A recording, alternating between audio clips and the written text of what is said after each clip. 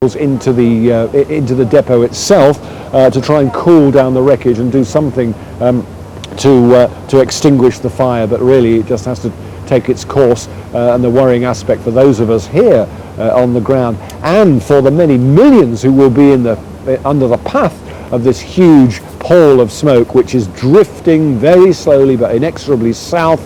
There's no wind around, but it's what breeze there is taking it almost due south. It's going to cause some understandable worries, and we will be hoping to hear from the authorities there.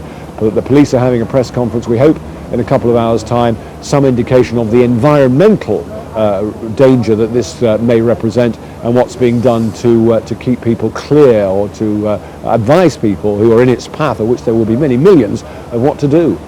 Jeff, we're just getting word that there will be a police news conference being held at 9 o'clock now, 9:30 at Welwyn Garden City, so we should get a few more details on that. The time now is indeed 9 o'clock, so we're half an hour away from that news conference. We're getting so many emails and text messages, Jeff, from people well, as far away as Bristol, Hythe in Kent, Rye in Sussex. There are just so many people that felt this explosion. One can only imagine what it felt like as close as you are. Well, I live about less than 10 miles from here. What it sounded like at 6:05, and what I thought it was something like a jumbo jet coming down. There was this enormous roar in the sky. It was as though a huge truck was running out of control by the house, or something very low in the sky. That was my first instinct, that a jet has come down. Then when we saw the flames on the horizon, after we heard this enormous explosion, that almost seemed to confirm the preconception that it was an air crash. Fortunately, that has been ruled out. No involvement of not only of aircraft, but it seems of anything else external. That's what the police on the ground are telling us. They are not pursuing at this stage any immediate lines of inquiry that would suggest this fire was either deliberate or an act of terror. They're looking for a cause of it within the depot, but of course it will be a very, very long time before they can do any kind of forensic research. But I can tell you, having heard it in the pre-dawn hour this morning, it was a fearsome and frightening experience. Talking to people around here in this area of Leverstock Green on the edge of Hemel Hempstead, we're probably the closest housing to the explosion. Of course everybody heard it, of course they feared the worst, and they are still, very, very nervous, very anxious about it. Not only now that the immediate danger has passed, we don't think there are going to be any more explosions, although there were 4 or 5 smaller and subsequent explosions as these flames that you're seeing spread to these big storage vessels on this tank farm. We don't think there are going to be any more explosions. The worry now is, just look at it, that's fire feeding and fueling that incessant black pall of oily smoke there. What chemical mix is in there, only scientists know, and I think there will be questions this morning about what risk, what health implications this has, and that is certainly one thing that concerns not only people here in Leverstock Green, who really are next door to the Buncefield depot, but also, as we're getting reflected in that widespread of emails and text traffic, people all over the south of the country, because this plume, you can see, is the thousands and thousands of tons is just moving south as I speak, and there's no sign of it lessening up either. It has sparked panic from people all across the region, getting text messages suggesting there are long queues now forming at petrol stations in the area. People worry that there won't be any fuel now after this accident. I've just had a text message from someone in Harpenden saying that a lot of the windows in the high street there have been blown out because of the force of it. Jeff, it's unbelievable to think really that we're now, a good hour and a half or so into daylight hours, but the scene seems to be getting darker. The dark cloud around the scene there just so intense. That's right. As it spreads, I mean, you'll see looking at the source of the fire there. So you're seeing this dense black column arising from those orange flames of the still burning oil. What I don't think we can see is as it rises, it spreads and disperses. And south of here, and south and to the east, where of course the sun has risen, it is very gloomy. You're getting a sense of it perhaps from there. Look at that. I mean, that looks like a really dark, threatening, stormy day. That's not natural. That is the cloud caused by this, the Buncefield oil depot, by that tank farm there, which is continuing to burn as it has done for the last 3 hours, and as firefighters say it may well do for the next 2 or 3 days. They simply don't know how long it will take to burn itself out. They've cut the supply to the depot, the pipelines going in and out, but of course because it was a depot, it was from here that oil and petrol is dispersed. The fuel of the fire is already there. There's nothing they can do about that except let it burn away. It's interesting you mentioned there about perhaps elements beginning of panic buying. One of the first things people said to me down on the scene just about 6:30 this morning was, because there were a couple of filling stations obviously closed close to the scene, they were saying this is going to cause not only an increase in petrol but a shortage of petrol. And I suppose that might be an overreaction, because this, although it's a huge depot, is only one of many, is perhaps understandable. You also talked about damage, and people from the small town of Harpenden, which is about, I guess, 5 miles, let me think, east of here, reporting damage in their high street. A lot of superficial damage around here, but as always with these explosive catastrophes, it's very illogical. You don't know, the force of the blast doesn't always follow straight lines. Where I live in St Albans, about 8 miles as the crow flies, no sign of any damage there. Nor was there any on my route here this morning, but clearly there is around the scene and from the sound of it in other areas as well. But it's astonishing, isn't it, how far away this blast was heard. I mean, people are talking scores of miles away, having heard something in the still of the early morning. That gives you some idea of the force of it, and also I think reinforces the relief that we have that there were apparently fewer casualties, or none serious, that have been reported so far. That's right, Jeff. Do stay with us. Let's just pause for a moment and listen to some of the people on the ground telling us their account. There's quite a lot of, well, obviously there's a lot of oil and stuff down there, but I think only 2 or 3 explosions so far. And I know they've got quite a lot of other units containing stuff, so it's a bit worrying, really. Okay, cheers, mate. Thank you very much. If you just spin around to me, I'll just get you to stand here with your mate. I just want to, from Sky News, I just want to ask you. Okay, there we go. Smoking background. Thanks, sir. Yes. Just tell me what you heard, what you've seen. I was awake this morning when the explosion took place, and we live about 2 miles the other side of town. My office is actually by where the explosion is, and I was here early this morning, maybe 6:10, something like that, and it was just incredible. So there's a lot of damage to buildings, a lot of cladding that's blown off of the buildings, the steel frames, and the guys are saying, the DHL guy that was there just was saying that the building behind them has been flattened, which is probably about half a mile actually from where the terminal is. So it was incredible, and it was a long explosion. It wasn't just a boom, it was a long explosion. The houses rattled. It lasted 3 or 4 seconds. It wasn't just a single explosion. And then there's been 1 or possibly 2 since. And it was calm as well. There were no emergency services immediately. It seemed as if everybody, it was a surreal experience. And well, as you can see. Can you believe what you're seeing here on Sunday morning in Hemel Hempstead? Absolutely. It was so busy at 10:05 this morning. There were people everywhere. And it's something that if you've lived here a long time, you always expect it's a possibility that it could happen, living so close to the terminal. Okay, thanks for your time. Okay. Thank you very much. Sky News. I'll just ask you, we just get the flames over your shoulder. Yeah, I'll just go here. Okay, just look at me. I just want to ask you, we're on, James? Yeah. Just tell me what you saw, what you heard. We just heard a massive explosion about just before 6:10 this morning. It knocked us all out of bed. We all got up, didn't know what was happening. Then we looked out the back window, seeing well, you could see the flames and the smoke straight away. We heard a couple of other explosions after that, and it was quite scary, real scary. It was good. What did it sound like? It just was a whoosh, wasn't it, Tim? Just went and bang. It sounded like something sounded like a missile or something. You know what? It wasn't, but it sounded like there was a big whoosh and a bang, and that was it. You know, frightened us all. We didn't know what to do. As you can see, the police and we only live around the corner. But our house is all right. There's other houses in the street that have had the windows blown out and whatever as well. So I don't know. It's all very frightening. Cheers, mate. Lovely talking to you. You just stand in front. Can I just grab you in front? Oh, no, it's all right, mate. No worries. You're all right. You're all right. That's all right. No worries. Well, obviously, quite a few people happy to talk to us here at Sky News as to what they experienced. People describing it as a whoosh, like a missile, obviously not a missile, but sounding like one, followed by a huge explosion that has been felt right across the region.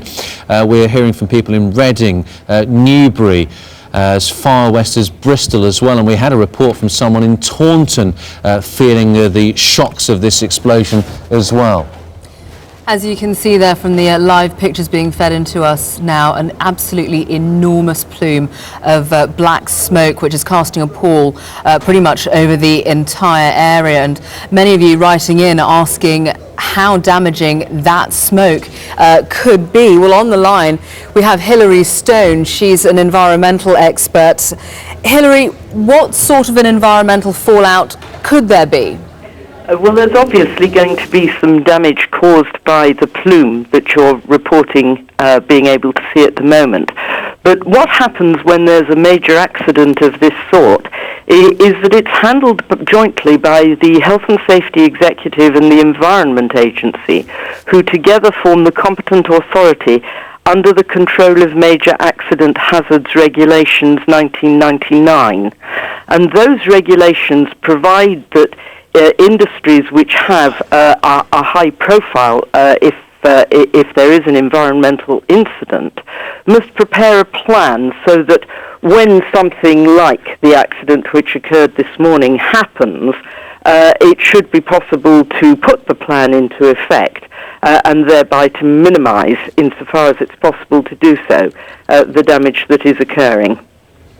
Is it possible to contain this sort of thing and perhaps minimise the damage to the environment? Because we know that with the oil fires, you really just have to wait for them to burn themselves out. That's absolutely right. Once that plume is up in the air, there is nothing that can be done until such time as it disperses and falls. In one way, of course, it is better to hope that the conditions are such that it will fall over a wide area, because then the dispersal is wider. Have you ever witnessed anything like this before, Hilary? And if so, tell us what sort of an environmental impact it had. No, I have never witnessed an impact of this sort. The damage may be just transient. It will very much depend on the wind conditions, how much oil has actually escaped into the ground, as well as up into the air. Because, of course, this event is such that all the oil will not burn unless the containment is sufficient. Then obviously the oil is going to escape over a relatively wide period and could go down into the groundwater eventually. So therefore, do you think that the fears of those people writing into us about their concerns over exactly how dangerous this gas cloud is are in fact warranted? Not necessarily. It's too early to tell. And to panic at this stage, I don't think is really appropriate. Both the Health and Safety Executive and the Environment Agency are well able to cope with events of this sort. They, together with the operators of the site, have practiced for an event like this. And so whilst they can't stop the immediate effects of it, they can do much to prevent any long-term damage. What sort of form would those practice exercises have taken? Well, sometimes they're full-scale exercises in the same way that we've seen in relation to terrorist activities in London, where the fire services, together with all the other emergency services, come together and practice evacuations and so forth. So for under the COMA regulations, there will be practices in order to contain the damage that arises from events of this sort. Okay, Hilary Stone, environmental expert, many thanks indeed for your analysis of the situation this morning. Let's quickly take you back to Jeff Mead, who's very close to the scene, alongside some residents in the area. And Jeff, I understand they're looking to evacuate even more people now. In the last few seconds, we've been told by the police that this whole area of Leverstock Green is to be evacuated. You can see over my shoulder, we're about between a quarter and half a mile from the Buncefield depot, which is still continuing to blaze fiercely. We thought we were clear of the exclusion zone. I was very close to it earlier on and moved out there, ordered out of there by the police. They're now widening that area, which they are clearing people not only from the streets, but they've also said they are going to move residents from their houses, including the block of flats that we're bringing you these pictures from. I'm not quite sure where they intend people to go, because there will be many thousands of people live in Leverstock Green here. It's a sizable suburb of Hemel Hempstead, but and you can look at that column of smoke there. I think that gives a clear and frighteningly vivid illustration of why the police are now and have started in the last couple of minutes going up and down this street, advising people, indeed ordering people to evacuate the area. It's the health worry about what is in that a very dark, dense cloud of smoke, which has been billowing out from the Buncefield depot now for 3 hours and 10 minutes since I and many others all over the south of England heard that explosion at 6:05. So that's the latest news here from the edge of the explosion, the edge of the tank farm at Buncefield, close to Junction 8 on the M1, still blazing fiercely, not as fiercely as it was, and that's what the fire brigade will do now. They will wait for those flames to subside before they can get in and do anything to tackle the incident, a major incident obviously, but what the latest we have here from the scene is that the police are now evacuating the Leverstock Green area. They're ordering people off the streets, not only not into their houses, but away from their houses altogether, because of the environmental hazard from that plume of smoke that you see there. Thank you for updating us on that. You were talking about the flames earlier on were much greater. Let's show you this picture sent in from John O'Reilly. This is Birmingham Park Business Centre, we understand, showing you the scene in front of the fire.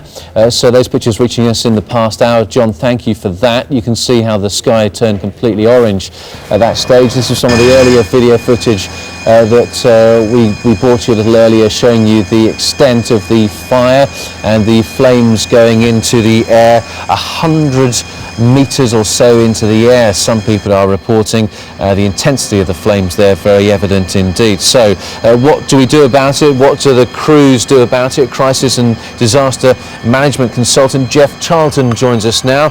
Jeff, how are you assessing this situation? Jeff Charlton, can you hear me? I can, yes. Sorry, I was just saying, how do you assess this situation? Problem that we've seen. When we had the flames, this was when the oil was burning in a fierce state, but now that we've got the smoke, we can see that we've now got incomplete combustion, and this smoke is probably extremely hazardous if you were very close. I mean, over a long period of time, it would definitely cause you health hazards, but in a short period, you know, that it's just, I suppose it's similar to standing in a loaded garage and with loads of cars running to it. You know, you wouldn't feel very well after an hour or so.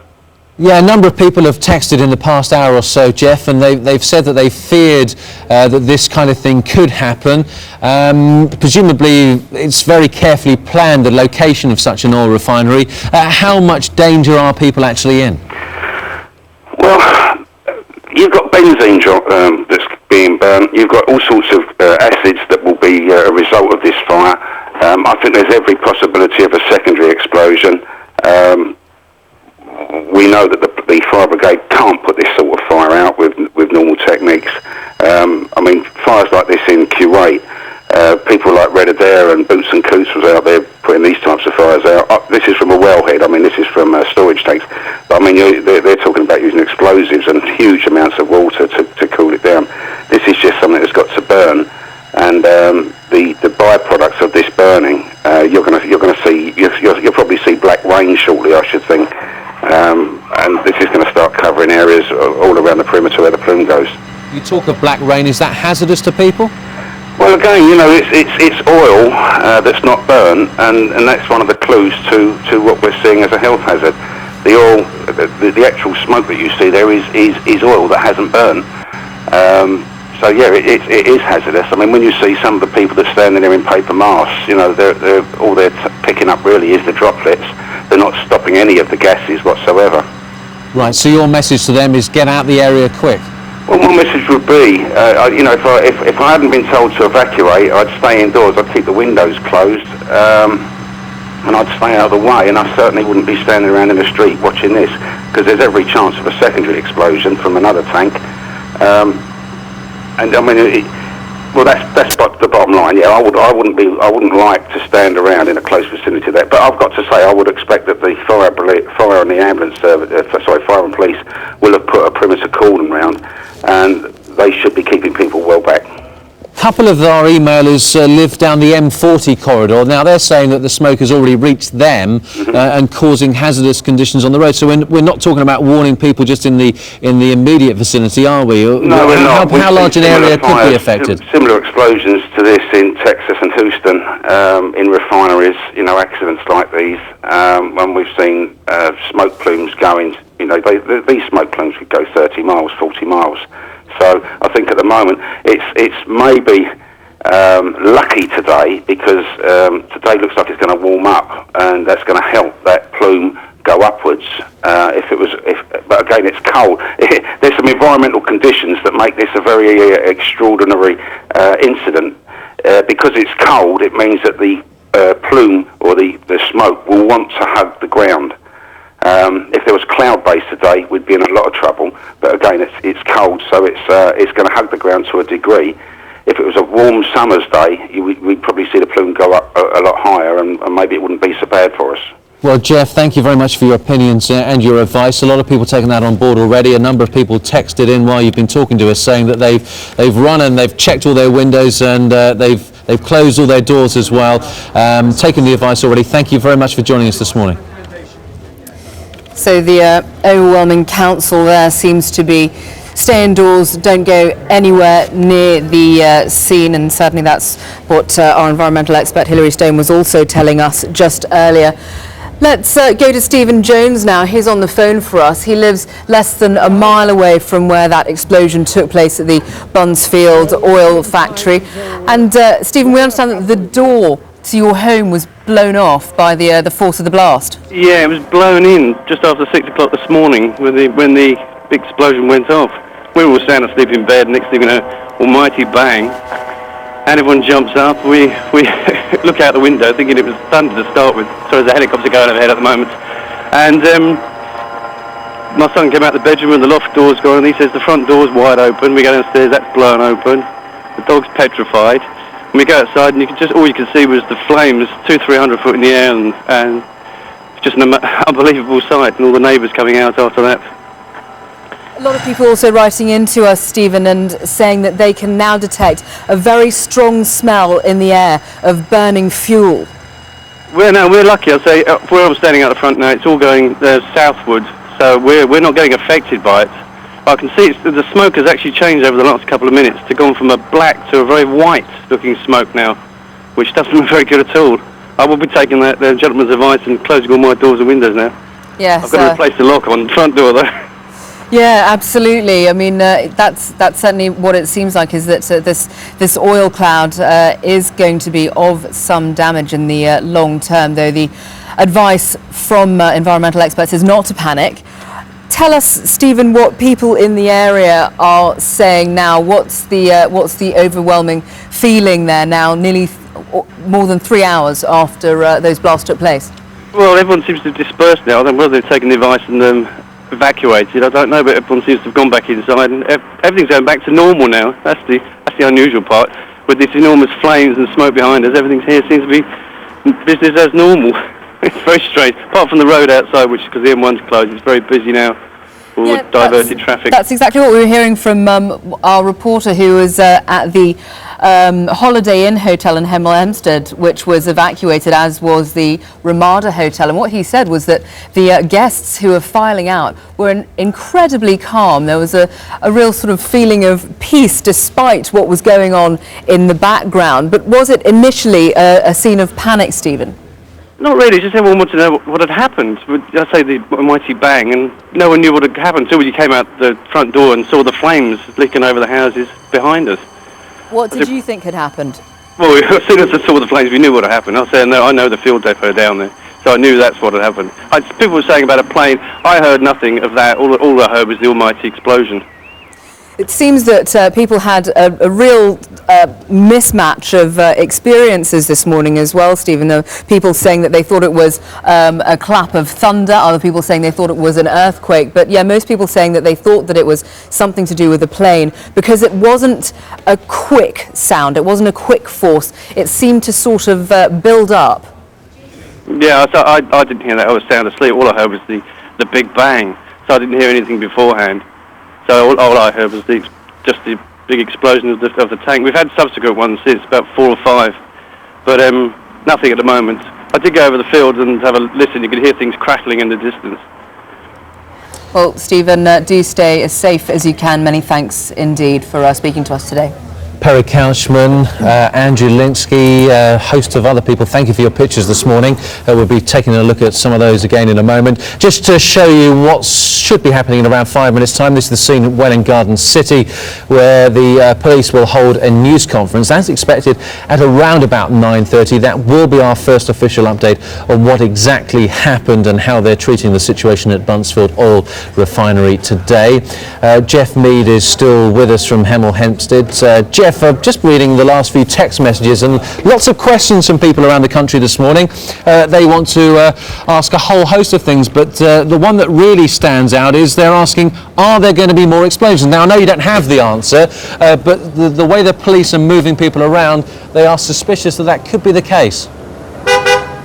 I think that immediate danger has probably passed. Certainly, I was here, 15, 20 minutes after the first explosion, and at that time the police were warning very strongly that there was a danger that other tanks could blow up.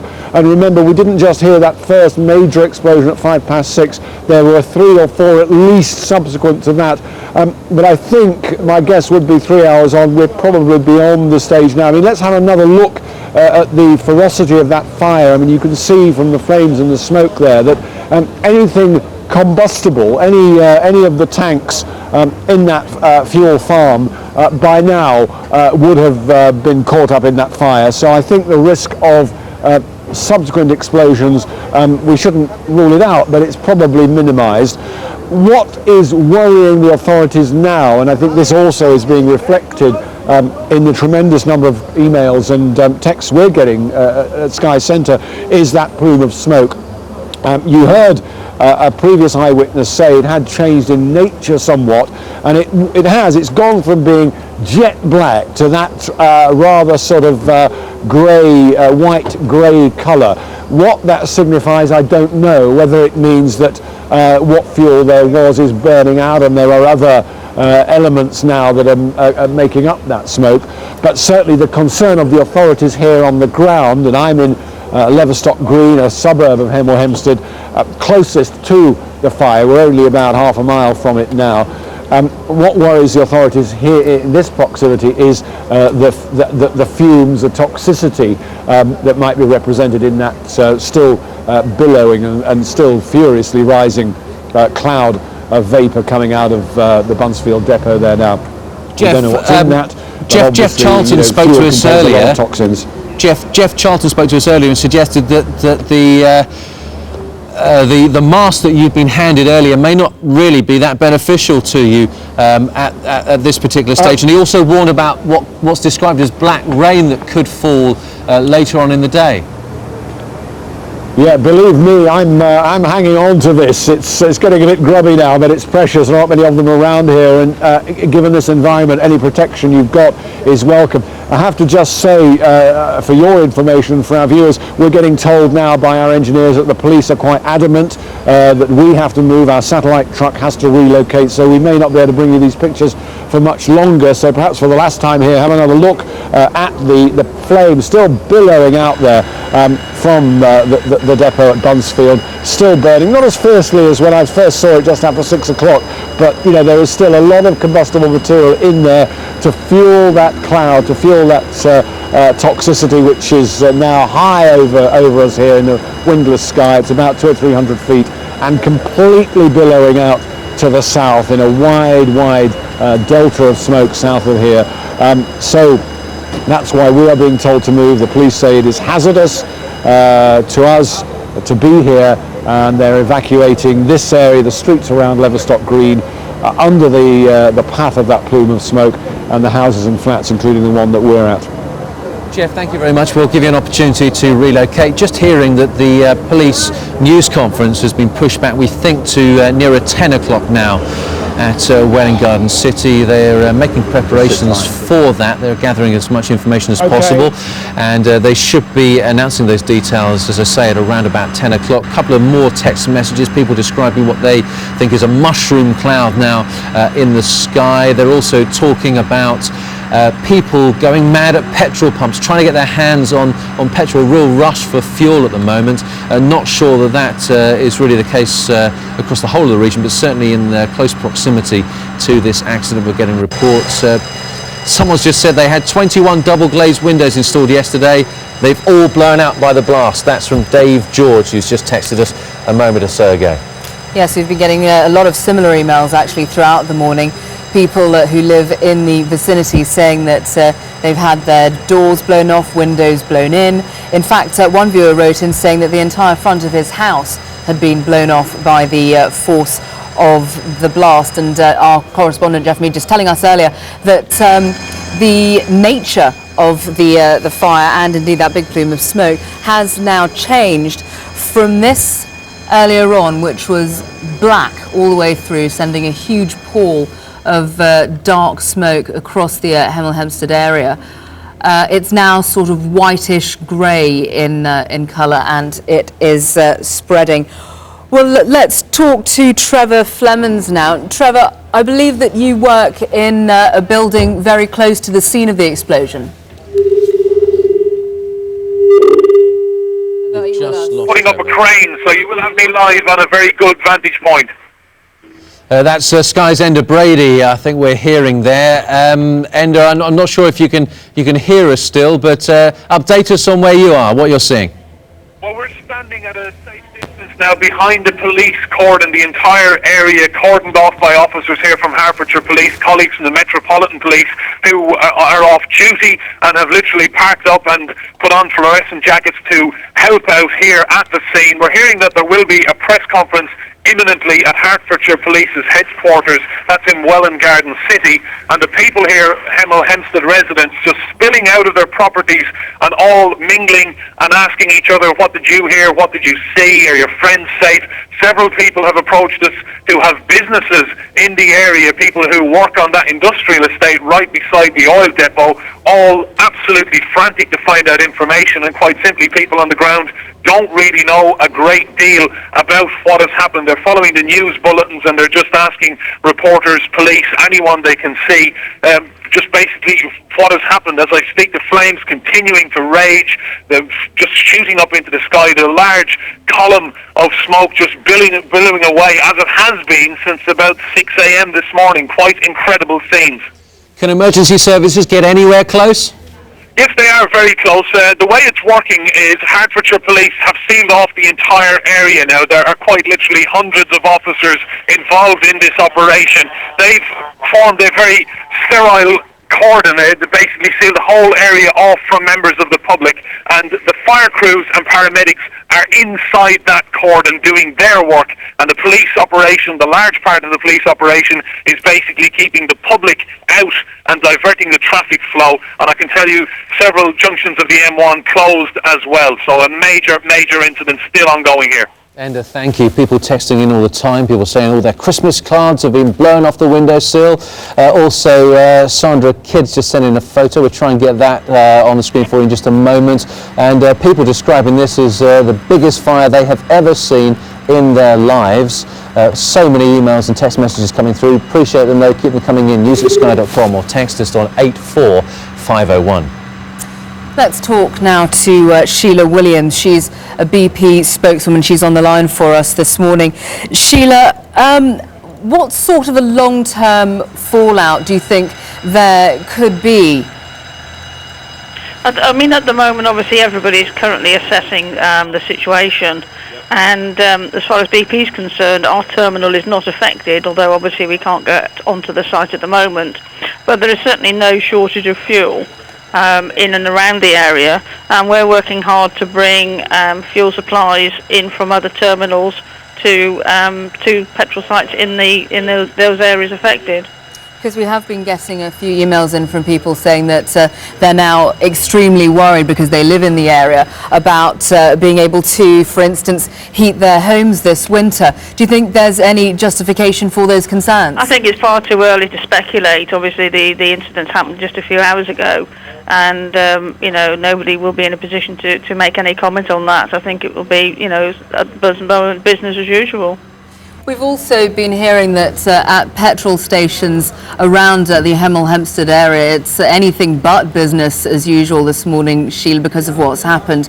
Massive queues of people lining up to fill their cars.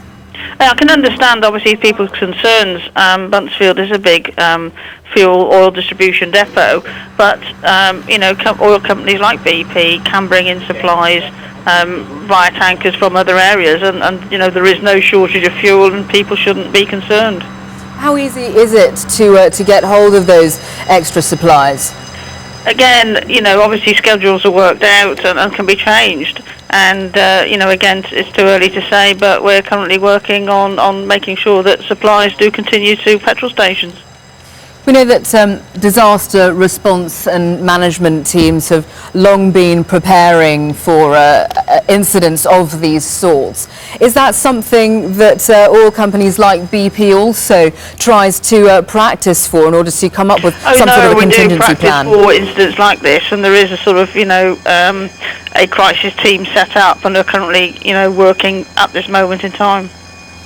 What sort of work would they be doing right now? Well, obviously making sure that all our own tanker drivers who were at Buncefield are safe, which they are, and obviously working to make sure that we can, divert supplies to areas affected from other terminals. It's good to hear you say that, because there was quite a lot of concern about the oil tanker drivers who had been in the vicinity at the time of the explosions. But I just want to confirm that you say that your drivers are all safe. All BP's drivers who were at that terminal at the time are safe and well. Okay, Sheila Williams, thank you very much indeed for your time this morning.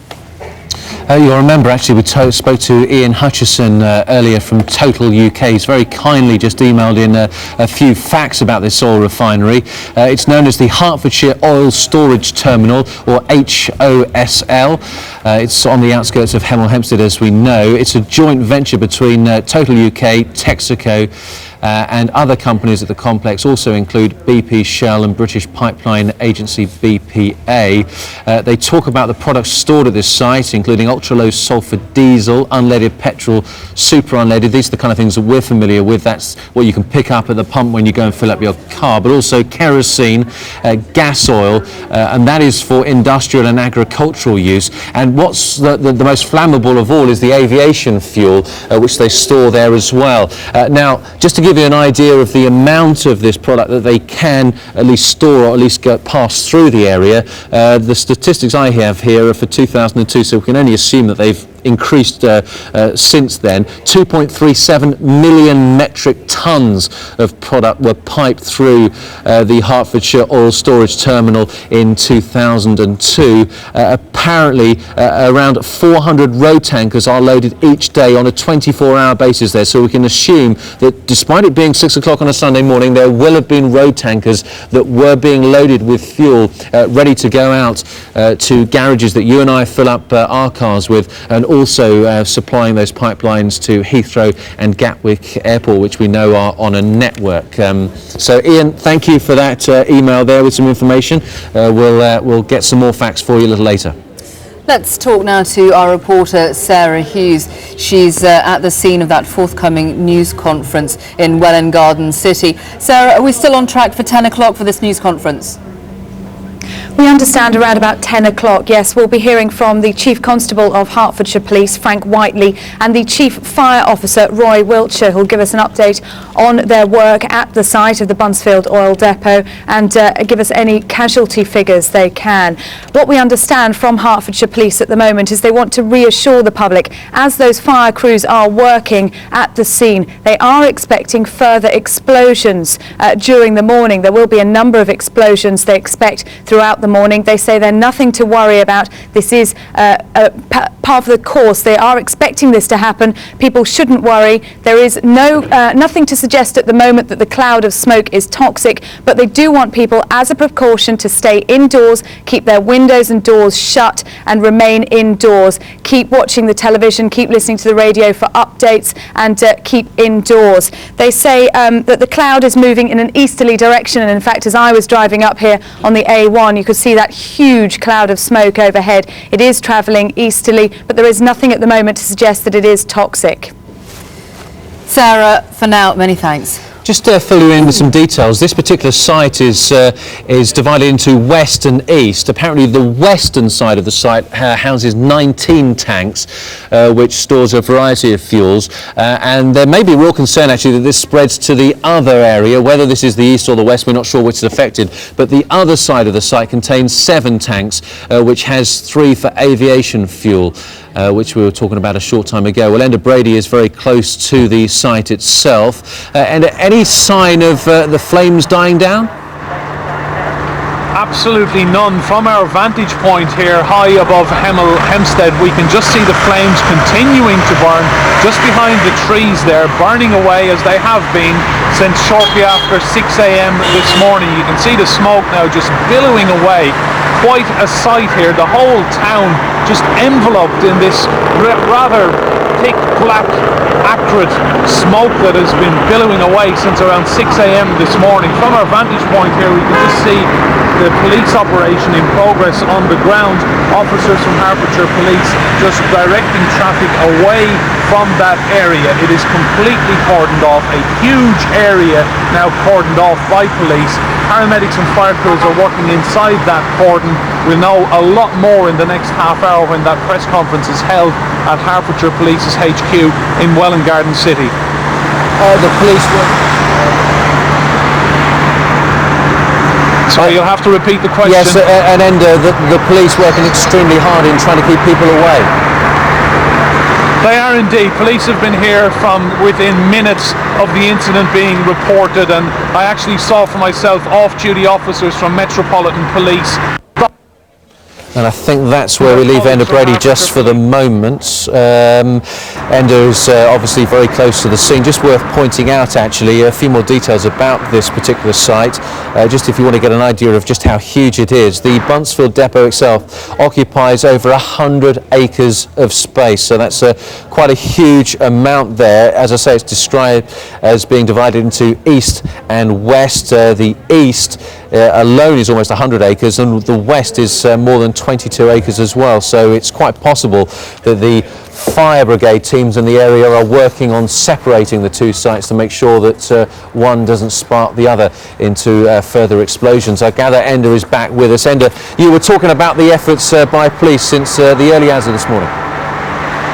Yes, quite an incredible police operation in place. Obviously they have great training for incidents like this, but when it happens it's a very different matter putting all that training into practice. I can tell you they're doing exceptionally well here.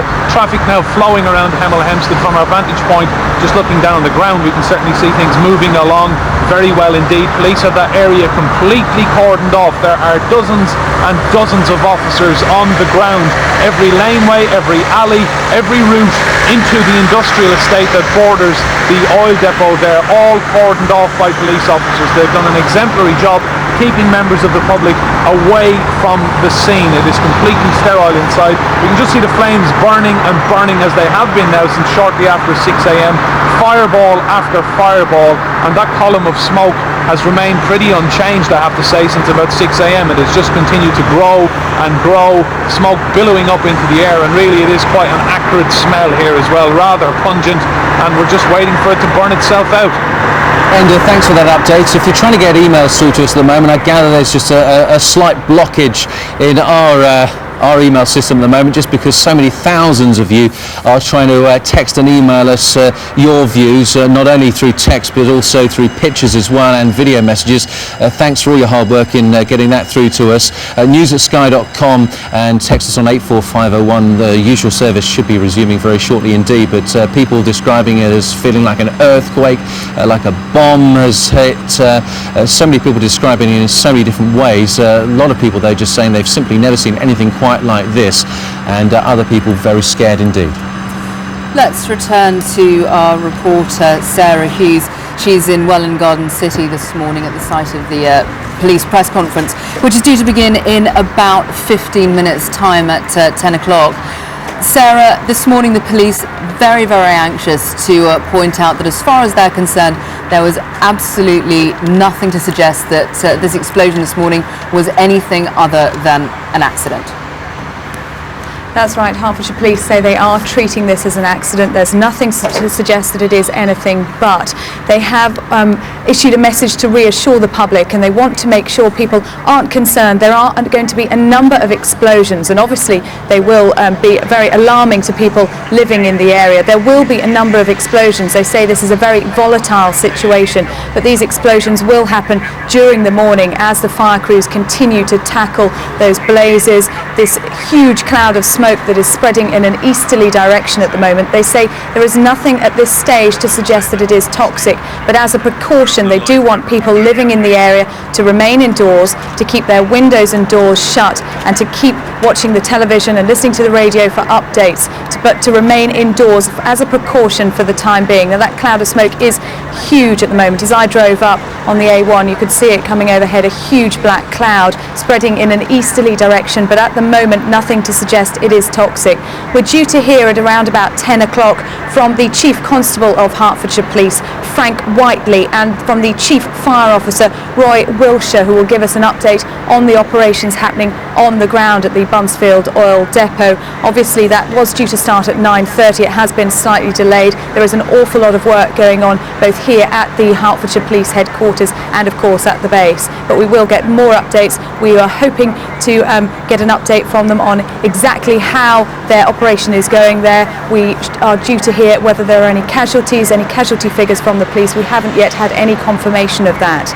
And we'll also get an update on exactly how widespread the damage is in this area. I am hearing suggestion that a Wix DIY distribution centre in the area has collapsed, but that hasn't been confirmed, and we'll hope to get some confirmation from the police at around about 10 o'clock. I imagine that the pressure on police this morning to provide some answers, most certainly for the people of the surrounding areas, will be fairly immense as well. I mean, we were hearing before of a lot of confusion, some panic, people not knowing what to do or whether to stay indoors or go and see if they could help. Well, that's right. Of course, this happened around about 6 o'clock this morning. Many people were woken up by this enormous explosion. Complete panic, as you can imagine. People not knowing exactly what had happened, where it was, how close to their homes it was. So Hertfordshire Police say at the moment they will not be carrying out any further evacuations. They don't believe an evacuation is necessary, but they are asking people to stay indoors, and they will give us more information at 10 o'clock, but reassuring members of the public that if they do hear further explosions throughout the morning, that is part of the, that is what they're expecting, and the fire crews are dealing with the blaze, but they are expecting a number of explosions. They say they are nothing for the public to worry about. OK, Sarah, back to you at 10 o'clock, if not before. Thanks. Just two of the questions come through in the past moments. How do we know this is an accident from Andy? Also, Richter said the sky is black. Are we safe? Well, let's try and answer some of those questions now. Andy McLean, a former firefighter. I think you've been in the business for more than 20 years, Andy. What's your assessment of the situation? Well, obviously I haven't been at the scene, but we live just a number of miles away, and you can see the smoke, and obviously the explosion woke myself and my family this morning. So it really, you know it's a serious incident. I'm not sure you've fought a fire as big as this before. You might better fill us in on that. But one particular emailer saying that the sky is black, asking the question, "Are we safe?" What would you respond with that? Well, to be honest with you, I would imagine that what's happened has happened now, and safety is something that will have to be discussed at a later date. With the cloud, it certainly is enormous. I can see it from my own home. An explosion at 6:05 in the morning on a Sunday. How many crews would have been at the scene immediately? Well, there would be a major incident plan from Hertfordshire, which we'd probably send about 10 machines, I would imagine, on the initial calls to that, and they'll come from surrounding brigades as well. We were talking earlier about how London crews might be well equipped and well trained for incidents like this. Do you think it may have caught Hertfordshire by surprise? Certainly not. There is a number of training scenarios set up at Buncefield itself to cope with just such an eventuality, and they have just recently, as 2 months ago, we were there training to do this. Right, and what was the outcome of that training exercise? You felt you were more than capable of dealing with such a situation? Well, you always feel that you're capable of dealing with it. I mean, the size of the incident as being seen by your pictures is obviously incredible, really, and you just don't know what you've got until you actually turn up. Yeah, your training a couple of months ago, what kind of size fire were you dealing with then? Well, it would be if it was a fire in one of the oil storage tanks. As they have on the site, but I mean, I don't know, but it looks like there's more than one alight here. And that is maybe confirmation that we've heard a series of explosions. Yeah, well, certainly from where I live, there was more than one explosion that we heard. And you imagine that each explosion was another storage tank igniting? Well, yeah, I couldn't confirm that because, as I say, I haven't been to the scene, but from the size of the flames that you're seeing, Andy, you're suggesting at least one or more of these storage containers is alight? I would think so, yeah. OK, Andy McLean, thank you very much for your comments this morning. Just to update you on these pictures and indeed the details that we've gotten in the last few minutes. Here you can see the pall of smoke around the area of the Buncefield oil depot has changed in the last hour or so. First thing this morning, it was absolutely pitch black, and you could just see those orange flames licking into the sky about 200 to 300 feet. Now it's a very whitish grey pall which is over the area, and we were hearing from our reporter earlier, Jeff Mead, that police are telling people to remain indoors. They don't know as yet how damaging that plume of smoke will be. You've been writing in your hundreds and thousands telling us that you are worried about the big oil plume which is hovering over the city at the moment. Let's return now to our reporter Enda Brady, who's at the scene for us. And Enda, how successful have police been this morning in containing the area? Well, yes, police are doing an exceptionally good job. It would appear that the vast majority of people here are listening to the advice given by the emergency services, and they are staying indoors with their windows shut. A handful of people are out and about now, just looking, taking pictures, talking to friends on mobile phones. Natural curiosity being what it is, people have come out, a small handful I can see here in front of us, and as we speak, the flames just raging on, burning away in the distance, just behind that tree, and the smoke billowing away. Now, we will know an awful lot more in about 10 minutes' time when Hertfordshire Police hold a press conference at their headquarters in Welwyn Garden City. I did speak to one paramedic on the ground about 10 minutes ago, and he felt that perhaps there weren't that many people injured, but we know a lot more in about 10 minutes. Well, that's certainly extremely good news, Enda, that there were minimal injuries, if any, at all. What can you tell us about what the firefighters are doing? I know that, of course, they are there, but how much are they able to achieve in this situation, particularly because when it's an oil fire, you just have to wait for the thing to burn itself out? Well, the way the police cordon has operated here today, we haven't been able to actually speak firsthand to any firefighters because they are very, very close to the scene, obviously, and we've been kept well back away from them. There is an outer police cordon, and then inside that, firefighters and paramedics. We understand that the way this will work is that basically the pipelines have been turned off, and it will, at some stage later on, simply burn itself out. And have you been able to speak to any people in the vicinity in the last hour or so? I know that, of course, people have been told to get back, to stay in their houses, but are you able to gauge for us what the feeling is at the moment? Initially, of course, it was panic and confusion, then it seemed to calm down a lot. What can you tell us? Just complete shock. We've spoken to many, many residents. I was here at about 7 a.m, just about an hour after the first explosion, and people were in a state of confusion, stumbling out of their homes and properties. Some were wearing bedclothes. People had quite literally fallen out of bed and didn't know what had happened. One man said if someone had told him that perhaps there'd been an air crash. That has obviously been ruled out, and we will know a lot more when police tell us the precise details of this operation, but people completely shocked. One gentleman I spoke to has an industrial property very, very close to that area, and he's been told he won't get anywhere near it for 24 hours. He said he heard a sustained explosion lasting up to 5 seconds, and he said his house shook, and he said he felt it was almost as if he was in an earthquake. So another elderly gentleman stumbling out of bed, and he said, I've lived in Hemel Hempstead all my life. Nothing ever happens here. I can't believe what I am seeing. So really, just shock and confusion from residents. Enda Brady, for now, many thanks indeed. Let's just take a look at some more of your text messages coming in hundreds at a time. I live in Luton. The blast woke me up. I thought something had happened outside my house. Mr. Hussein said. I was staying in a hotel in Luton at approximately 6:02. The building shook. It was followed by a huge bang. That's in from Jason.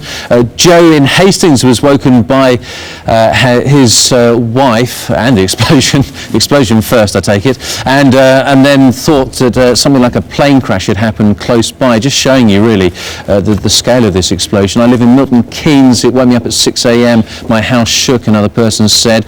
People asking all sorts of questions. How long will it burn for? Does this mean that there's going to be a shortage of fuel at airports like Heathrow? All the questions that I'm sure will be answered in time. Also, people panic buying fuel as well. All sorts of reports of huge queues at pumps across the region as well. Now, Dave Bruce from Bedfordshire describes what it felt to him. Just gone 6, he heard what he thought was a distant massive crack of thunder. He looked outside and saw that everyone else was looking. I remember reading an email earlier of near Paddington Station. People just were expecting the worst, going off to the station to see what had happened, but as a result it was something almost 20 miles away in Hemel Hempstead. Someone that lives in Aylesbury was woken by the blast, just thought it was thunder at the time. But they also work at a business in Hemel. They've been worried about colleagues nearby, but they've been in touch and have since found out they're okay. Someone that lives in the Woodhall farm area, which is just 500 yards from the explosion. Remember, we spoke to a lady that lived there that was describing the scene. Windows blown out, loads of garage walls apparently have collapsed as well. And also in the industrial area, very close to the refinery, the buildings there, of course, not built to the same specification of some residential areas. A lot of those are reported to have been knocked down by the blast. We heard from someone earlier that had 21 newly installed double glazed windows yesterday. Surprise, surprise, they've all been blown out. Keep all your messages coming in. The address to use is news@sky.com. That's up and running again, and also you can text us too. Appreciate your comments and pictures this morning. The number to use is 84501. That's 84501. That news conference at Welwyn Garden City should be getting underway in around about 5 or 10 minutes time, and they'll hopefully update us on how they assess the situation. As I say, initial reports suggest that this is an accident. That's what Hertfordshire Police are saying. They will go into no further detail. As regard to aircraft involved in this, they say that is not the case, and we know that nearby Luton Airport is operating flights as usual. Also, a lot of people are being evacuated from their homes this morning. The cordon has been moved back significantly throughout the morning. We heard from Jeff Mead, who alerted us to this story shortly after 6 this morning. He's been at various different locations for us throughout the morning, and remember about an hour ago we were talking to him. He had an aerial shot of the area. He's now since been moved on from there, so it looks like thousands of residents have been moved from their home this Sunday morning as well. Let's go through a couple more of the text messages. Emma from St Albans said that they had friends staying over last night, and they said that they thought the earth had moved for them. Also, Sally Smith in Bicester, just north of Oxford, they were awoken by the blast this morning. They described it as sounding like a freight train passing through the house. We'd assumed that we'd awoken to hear of news of an earthquake, but couldn't believe it when they switched on the news to find out what has happened. They send a message to everyone saying that they hope everyone is safe and okay. Still getting plenty of your pictures through as well. Also, this from Chris Hill in Hemel Hempstead. Our family live about 2 miles from the blast, which woke us all up as it shook the house. My 3 children, he says, are very, very scared. My twin boys didn't know what was happening, as did any of us. At first, we did think it was a plane crash, but the fire was too big for a plane. He also attaches some video footage which we may get to see a little later. People living in Stevenage that felt it. That's not too far away, of course. Also a talk about the thick smoke that has covered the area. The M40 is a real problem this morning, not only because of the dense fog that was before the explosion, but the thick black smoke now that our expert said could go on for 4 or 5 days until they managed to extinguish this fire. Also warned people to shut their windows, shut their doors, stay away from the smoke. He said it certainly could be pretty nasty. The masks that the police have been handing out at the scene will give you some sort of protection, but he said stay indoors and move away from the scene if at all possible. A very good morning to you on Sunday, the 11th of December. The top story we've been covering throughout the day, and that is the news. The key oil depot near Hemel Hempstead is in flames this morning. You can see there live pictures coming from the scene, the fire occurring after 3 huge explosions which took place just after 6 a.m. this morning.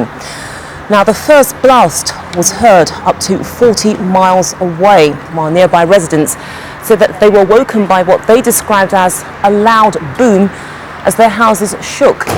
Police say there are a number of casualties, and they're treating the incident as an accident. The pictures on the left of your screen, these would have been taken a little bit earlier, perhaps half an hour or so after the story was initially broken.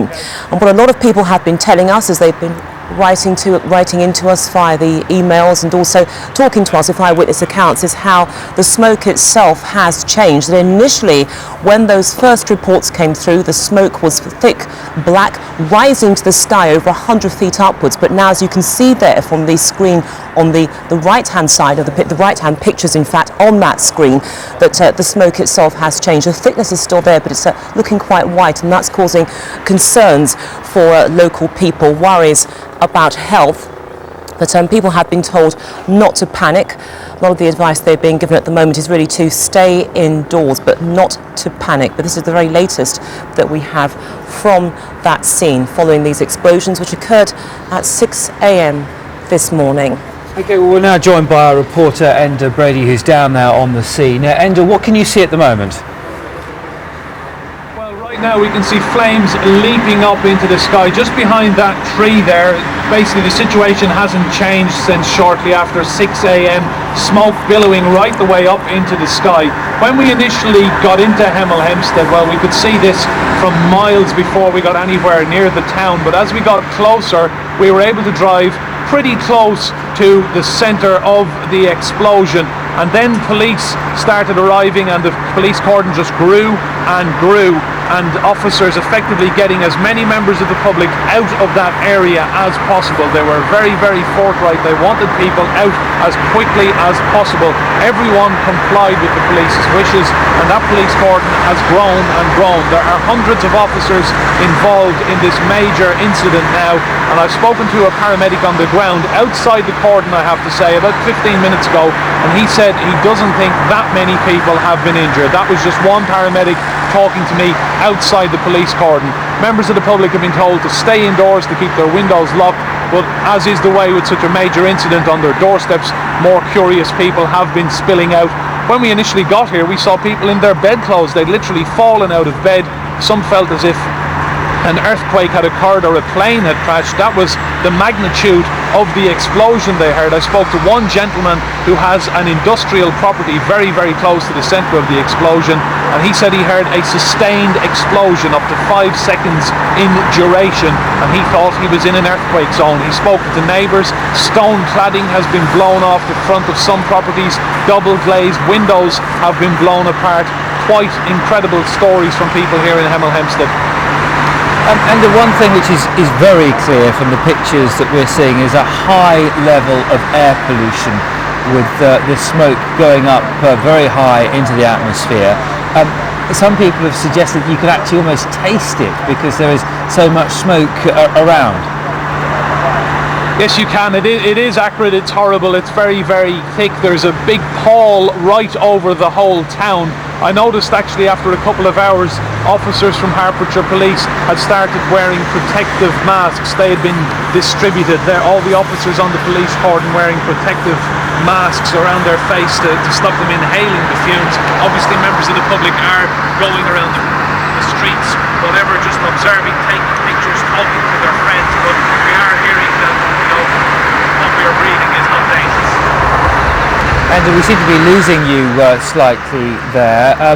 Also reports coming through to us of a large number of people being evacuated from the immediate vicinity of the depot. Are you aware of those evacuations continuing? Well, we have seen people who were asked to move outside the cordon, and I have to say what can only be described as Dunkirk spirit, people coming out of their houses and saying, are you okay? Would you like some food? Have you had breakfast? Have you eaten? Would you like a drink? Would you like to use our bathroom? Neighbours and people just helping each other out. Very, very good civic spirit, I have to say. And Brady, thanks for now. OK, let's now join our reporter Sarah Hughes. She's standing by at Welwyn Garden City, where there's due to be a press conference fairly shortly. Sarah, the main concerns, of course, clarifying any casualties. There had been some reports of potential fatalities, which appears to have been ruled out at this stage. Well, we haven't had any confirmation on the number of casualties from Hertfordshire Police, but we are expecting to get some more details in that press conference that's due to start sometime in the next few minutes. We're expecting to hear from the Chief Constable of Hertfordshire Police, Frank Whiteley, and the Chief Fire Officer, Roy Wiltshire. Now, Hertfordshire Police have also set up a casualty bureau. They're in the process of setting that up now, and it will be up and running in the next 10 minutes, they say. Anyone who has any concerns about a friend or a relative can call that number for information. It is 0800 096 0095. So that's 0800 096 0095, and that's the casualty bureau for this incident. Now, Hertfordshire Police say they want to reassure the public they are expecting a number of further explosions during the morning. They say that the fire crews are working at the scene and they are expecting a number of other explosions. They say they are nothing to worry about. They say they are treating this as an accident. There is, of course, a heavy cloud of smoke spreading spreading across the area. They say at the moment there is nothing to suggest that this is toxic, but they are asking members of the public to stay in their houses, to close their windows and to close their doors and to stay inside. Now, travel in the area is also extremely difficult. The M1 motorway has been closed between junctions 6A and junction 11. The M10 motorway is closed in both directions, and some artillery roads are also closed in the area. So they're asking people to avoid it if they can. And they're also asking people not to call the emergency services unless they have a genuine need for assistance. Obviously, they are working very, very hard and putting all of their resources in to do everything they possibly can at the moment. But they have wanted to reassure the public that if they do hear a number of other explosions throughout the morning, these are expected. But we should get more details in the next few minutes. And just to develop a point that you mentioned there a few moments ago, Sarah, that they are stressing this is a major accident, because initially when we had some of these earlier eyewitness reports, there had been some speculation that perhaps a small plane had actually landed at this site, or rather fell to this site, causing the damage, the devastation that we're witnessing at the moment.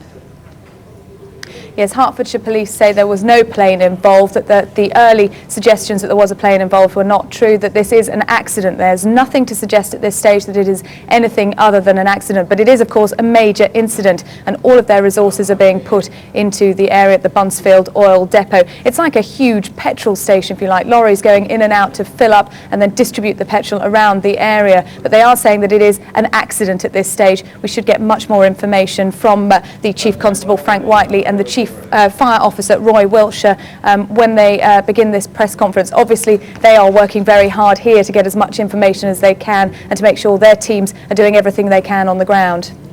OK, Sarah Hughes, we will rejoin you as soon as that press conference starts, but for now, thank you. We can now cross over to our political editor, Adam Bolton, who is joined by Dr. John Reid for an official response from the government. Yes, thank you very much indeed. Of course, normal Sunday Live coverage overtaken this week by the oil depot fire. Nonetheless, we're delighted to be joined by Dr. John Reid. Really, three subjects to talk to him about. We're talking about this weekend's opinion polls, about Iraq, but first of all, about the fire. John Reid, as far as we can tell, mercifully few casualties, but nonetheless it's pretty clear that this is a strategically important depot supplying both petrol and aviation fuel. What do you know of what's happened in the last few hours? Well, as far as we're aware, on the police advice, this is still regarded as an accident, Adam. Obviously, everything that is being done, everything that can be done is being done. I understand, and I fully understand why you might have to nip over quickly to a press conference. The police will be releasing further details of that. The armed forces, as ever, are on standby if necessary, but we've received no request for such assistance at the moment. So I think at this stage we leave it with the police to get on, and the emergency agencies to get on with the job, which they always carry out so professionally. Would the armed forces normally get involved in firefighting on this sort of scale? They wouldn't normally in any run-of-the-mill or average fire, but this obviously is a big one. But as I said, though we stand ready to support on these things, we have received no request as of when I arrived at the studio this morning to do this interview. Do you have any idea of the strategic importance or the likely impact on fuel supplies of a fire of this nature? No, it's too early for me to say that. And in these cases, when we get such an emergency, whether it is one like this or others that we've had to cope in the past, I always think it's better, Adam, in the early stages of this, at the very least, to leave it to the appropriate emergency authorities and those in control of the situation, which is the police themselves. But as you say, of course, nothing to suggest that this is linked to terrorism or anything else like that, any more than an accident. No, I've received nothing to indicate other than that this is an accident, and the latest information I had as I entered the studio is that is still how the police regard this.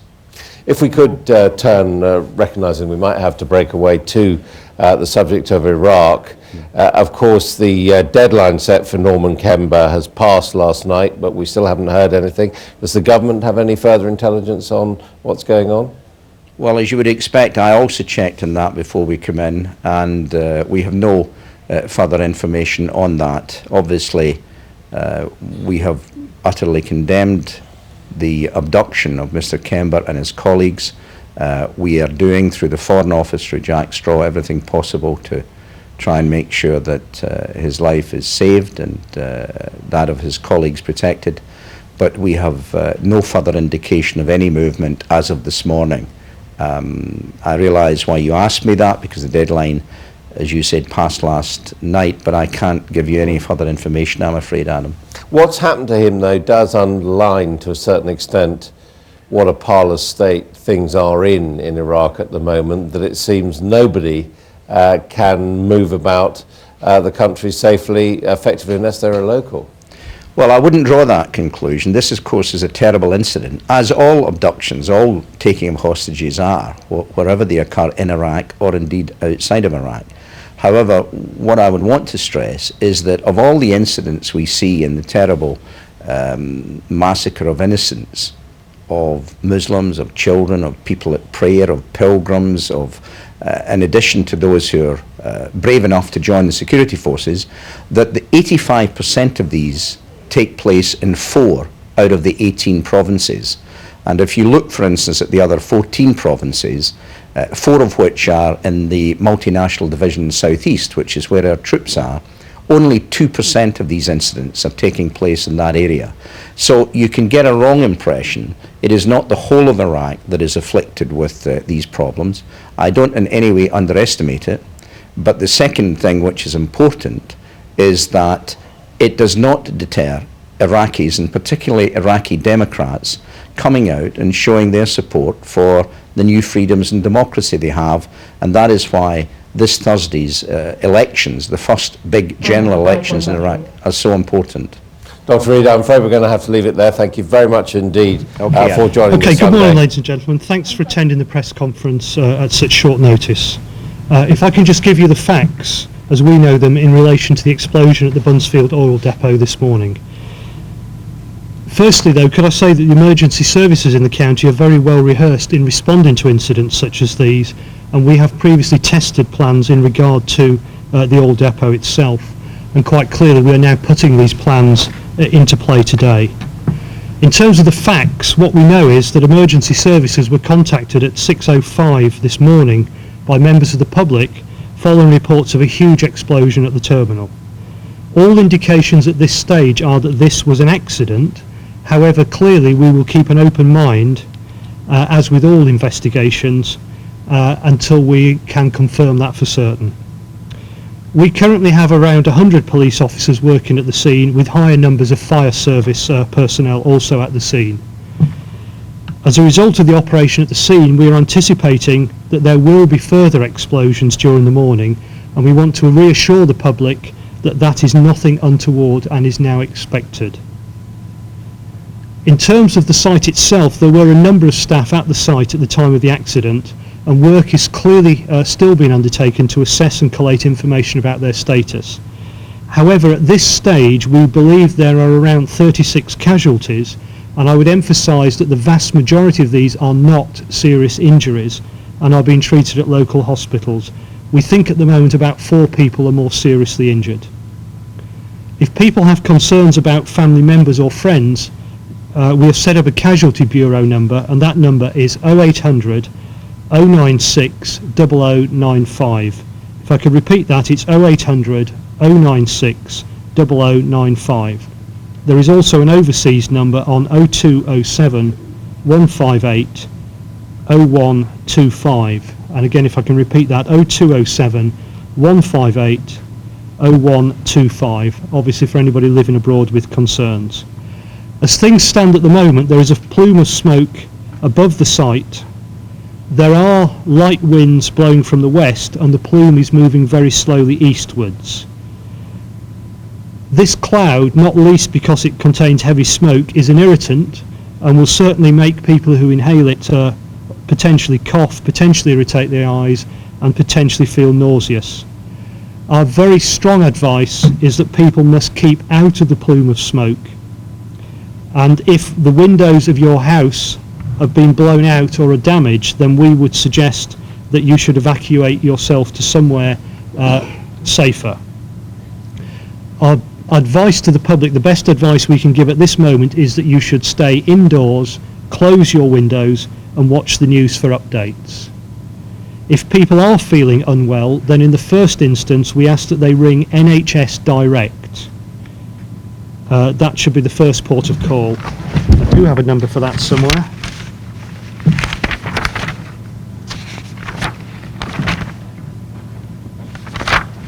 I'll give you the number in a minute, but NHS Direct. If people feel acutely unwell, they should speak to their GP or go to their local hospital. We would ask that people do not ring the emergency services in Hertfordshire about this incident unless they have a real need, and equally we are appealing to people not to panic buy petrol. There is nothing to suggest that there will be a fuel shortage as a result of this incident. Although Buncefield is the 5th largest oil terminal in the country, there are again very well rehearsed plans within the oil industry to ensure that other parts of the industry meet the demand, and these plans are already being implemented through the DTI. There has also been some damage to buildings in the immediate area, and the extent of this damage is currently being assessed. And as you would expect, there are a number of road closures and diversions, as is natural in an incident of this magnitude. And if I can just detail those diversions and road closures.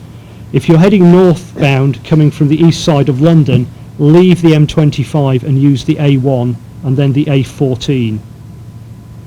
If you're coming from the west side of London going northbound, come off the M1, head up to the M40 to junction 10 and then join the A43 and then rejoin the M1. If you're heading southbound to get to the east of London, take the A14 where the M1 and the M6 meet, and then take the A1 southbound. And finally, if you're coming from the west side southwards, take the M40. In simple terms, do not go anywhere near the M1 from the M25 upwards for the immediate future, as it will remain closed for some time, as will many roads around Hemel Hempstead. Do we have a number for NHS Direct? Okay.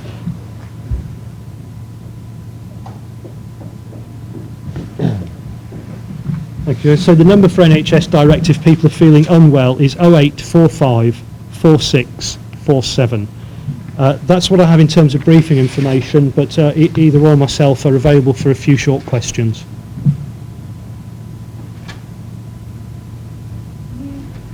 Hello, Sky News. You say that you're treating this as an accident. Do you have any details about what may have caused it? No, it's too early at this stage to confirm that. But obviously as soon as we're able to confirm them, then we'll say more about the cause. But there is nothing to indicate anything other than an accident at this stage. Sorry.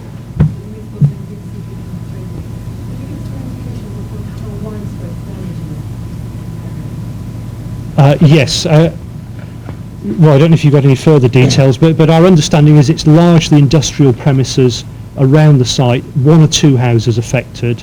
We're talking a few hundred yards in terms of anything resembling serious damage, but we do understand that windows have been blown out for quite some distance away from the site. Colin Campbell from BBC News. I heard this explosion this morning at 6 o'clock when I was in London. It was a gigantic explosion. It's caused a huge amount of damage. Are you not surprised that there are not more injuries and not more fatalities? Well, again, we're not in a position to totally confirm the casualties, but at the moment it looks as if we've got off a lot more light than you might expect in an explosion of this size. The fact that it occurred at the time it did was probably the saving grace there. You say it's an accident. Can you just describe to us how an accident like this can happen? No, I can't. I'm not an oil industry expert, and believe me, we are talking to them at the moment. In terms of the casualties, did they happen actually on the oil depot itself, or were they from people in the neighbouring area? Again, details are very hazy at this stage. We think it's a mixed picture, with most of the casualties presenting themselves as walk-in casualties at the local hospital. Yeah. Do you have any indications as to whether the explosion was in a tanker or a much larger storage area? Again, it's too early to be sure. But what we do know is that once the explosion starts on site, a number of the major tanks appear to have exploded. And the supplementary explosions that you're expecting, are they presumably in similar vessels? I think I'd probably better hand over to the fire service expert at this point. Thank you. As Chief Constable said, we're working very closely together, but those additional explosions, we do expect a couple of other tanks, but they won't be as large as the explosion your colleague heard earlier today. But we're expecting that because at the moment we are marshalling our resources to make a sustained attack on the fire. It's not the sort of thing you can do in piecemeal. You need enough foam stocks to make sure we can keep attacking the fire for as long as we need. Okay, well, just to confirm our operations at the moment, we're working with our police colleagues around the area. So we did have a fairly major factory fire to deal with from the explosion as well. So we had 6 fire engines deal with that fire outside the perimeter. What we will do is gain enough foam stocks from neighbouring fire services such as Essex and also from the industry. And then really you work from the outside in. But you need enough foam to keep that going, because if you stop that attack at any time before you've done the whole site, then it will just reignite. So that's why it will take a bit of time to make sure we have enough foam stock. How would you describe this as a scale of fire that you personally see, and the scale of fire that we've seen in Britain previously? Right, personally, in terms of fire, it's probably the largest that I've seen, and I spent many years working in London Fire Brigade and seen some large fires, but in terms of actual fire size, and I think you need to go back into history of Milford Haven and areas like that to see this sort of fire scale. Yeah, just to sort of emphasise the point that Roy has made there, there is, as you would expect, a huge interagency effort going on. The police are coordinating that. Clearly the fire service is very important to the scenes, but NHS, ambulance service, district authorities, county council, and obviously government medical advisors and so on are all involved. Mm-hmm. And clearly we're getting updated information all the time from them. How long do you expect the fire to last? I think that's hard to say, but it could go into days. Yes.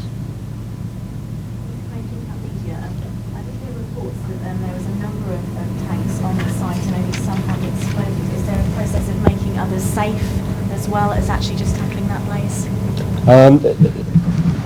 With a slightly smaller scale, there would be. We would try and get what we call water curtains in to protect, but the fire is so large at the moment, we need to think about the safety of our firefighters as well.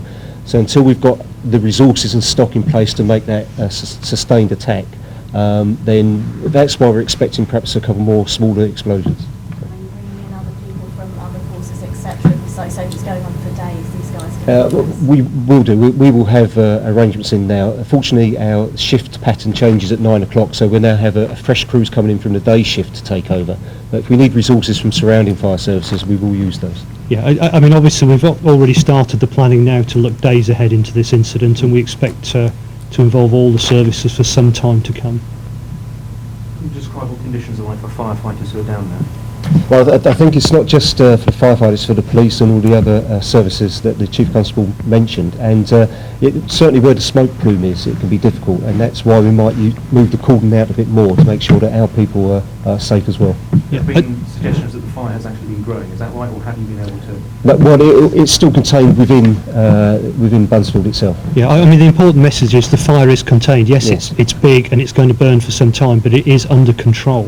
Mm-hmm. And it's not. We don't believe it should spread beyond the site now, other than the initial damage that was caused beyond the site. Mm-hmm. Again, I think we're very close now to where we need to move on to another meeting. Can we just re-emphasise again, please? The message to the public is stay out of the area. Do not come into the area. And please, if you live nearby, you must go indoors, stay indoors, close the windows, and listen in. We really do not want anybody in that flume. Please, that is not healthy. Keep out of the flume, keep away from the area, please. Let us get on with our job. Thank you. Could I hand back to Colin, who consider details of further sort of press briefing and so forth. Thank you. Shall I start? Well, you've been seeing a press conference there about this fire, obviously, which took place, we were hearing there. It started at just after 6 o'clock this morning. The police saying that they have 100 police officers on the scene and more than 100 firefighters. They are expecting more explosions, but they stress there that the fire is under control. They say there are 36 casualties, 4 of which are believed to be serious. They say the smoke is moving eastwards, and there was a stress on the importance of avoiding any inhalation of that smoke, which could cause an awful lot of damage to anyone who did inhale it and who was downstream of that smoke. And they're advising people to stay inside, and if your windows are blown out of your home, and a large number of people did have their windows blown out in the initial explosion, to evacuate your home. They're also advising people not to panic buy petrol, because although this is a significant depot, there are contingency plans to ensure the free flowing of petrol in the area. Because they actually said in that press conference that the site is the 5th largest oil terminal in the country, and this is another reason why there's no need to panic, because we've been speaking to members of the oil industry and they have been saying that panic buying is completely unnecessary. You can see the examples of it. So these pictures sent to us by some of our viewers from their telephones, their mobile phones. It isn't necessary to panic buy because, as the oil companies have said, again reiterated by the police, supplies are getting through. So panic buying at this stage really isn't necessary. But these are the latest pictures we have from Hemel Hempstead. Well, a lot of people have been saying to us is that the smoke itself, it has changed, that when this explosion was first recorded, the smoke was this, well, people described it as this thick black plume just rising hundreds of feet into the sky. But as the day has progressed, the smoke has been changing in colour. It's gone to a white grey. And again, this has raised concerns amongst many people. They feel, given what has combusted, the materials that were stored, etc., that there are health implications. But the police stressing there at that press conference that the thing to do is to close your windows, assuming that your windows haven't been damaged. On the other hand, if the windows in your homes have been blown out, then, as they have said, evacuate elsewhere. If you're not feeling terribly well, then contact NHS direct. But on the whole, the advice to stay indoors. Now, our reporter Sarah Hughes attended that press conference at Welwyn Garden, and she now joins us. So some sound advice there from the police, Sarah, but also as well they have stressed that they are treating this as an accident, although they are keeping an open mind about it, because naturally there will be investigations to establish the cause of these explosions. That's right. They say they are treating this as an accident at the moment, but they will keep an open mind and investigations will be ongoing. The key message, I think, from this press conference was one for members of the public to stay out of that smoke. They said they couldn't stress it more highly, that stay out of this smoke. It will be an irritant. It will cause people to cough. It will irritate the eyes. It will leave you feeling nauseous if you're in that smoke. So if you are in your house, stay indoors, keep your windows and doors shut, and watch the news and keep watching for updates on that. They say that if you do start to feel unwell, the first port of call should be NHS Direct, and they gave the number out as 0845 46 47. Call them first and they will give you advice. If you're feeling acutely unwell, then contact your GP or go to your hospital, but they are asking people not to call the emergency services unless they really need to. Obviously, all of their efforts are focused on tackling this the Buncefield oil depot. 100 police officers there and more than 100 firefighters there. They say the blaze is contained within the depot, but they are expecting it to continue for several days. So all of those crews will be there. The chief fire officer told us that they were getting foam from other counties, from Essex in particular, and from the industry. They need as much foam as they possibly can to tackle this fire. They need to keep going with the foam once they start. They said they can't stop and just run out because the fire will then reignite. So they need to get stockpiles of this foam, and then they can start trying to put these flames out, trying to starve the fire, if you like. The chief fire officer said it was the largest fire that he has ever seen. A huge interagency effort is going on, and it could go into days. The fire is, of course, so large that they need to think about the safety of their firefighters there. The conditions are extremely difficult for them and for the police there. But as for casualty figures, we heard from the Chief Constable of Hertfordshire Police that at the moment they feel they have got off relatively lightly given the scale of this explosion. 36 casualties, but the vast majority not serious. 4 serious casualties, they think, but the majority were walking wounded who took themselves to local hospitals. Sarah, let's go back to the work of the fire crews, because they did say during that press conference that yes, they will be taking foam stocks from neighbouring brigades. They mentioned Essex, for example, but is it possible that it can go beyond simply taking material, that perhaps we could actually see the fire crews in Hertfordshire working with firemen from those neighbouring brigades as well, because they have stated that it could take them several days at least to actually get this fire under control, to put it out? That's right, and they said they're putting plans in place for several days worth of work at the moment. A new shift came on at 9 o'clock this morning, so they have fresh fire crews on the ground there fighting this blaze. They say that they have got crews helping them from everywhere. It is an interagency effort, and they will, I would imagine, be looking for help from other counties, neighbouring counties like Essex, like Buckinghamshire, for example. So they will be getting extra help from agencies. They are taking that foam, as I was saying, from Essex, and they are getting foam from the industry. They need to stockpile as much as they possibly can to fight this blaze as effectively as they can. But this could go into days, and we heard from some experts 4 or 5 days. So they will be needing to keep as many fire crews going as possible. They will be needing help from other counties. OK, Sarah Hughes updating us there on that press conference given by the police and the ambulance services in Welwyn Garden City. For now, thank you. Well, if you're just joining us, this is the scene live from Hemel Hempstead, where an explosion took place just after 6 o'clock this morning. The initial explosion was followed by a number of other explosions. The emergency services say that casualties are at a minimum, 36 people injured, 4 seriously. They are stressing that at this stage it does appear to have been an accident.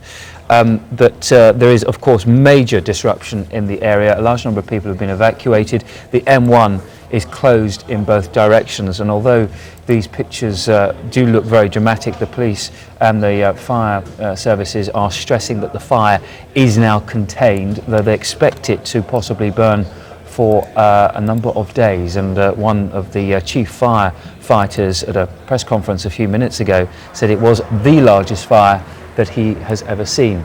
Well, there are 2 pipelines that will be affected by the blast. The first transports petrol, diesel and other fuels from Lindsley Oil Refinery in North Lincolnshire to the Buncefield terminal at Hemel Hempstead. It operates 24 hours a day. From here, the oil is distributed to industry, including Heathrow Airport and the wider community in the southeast.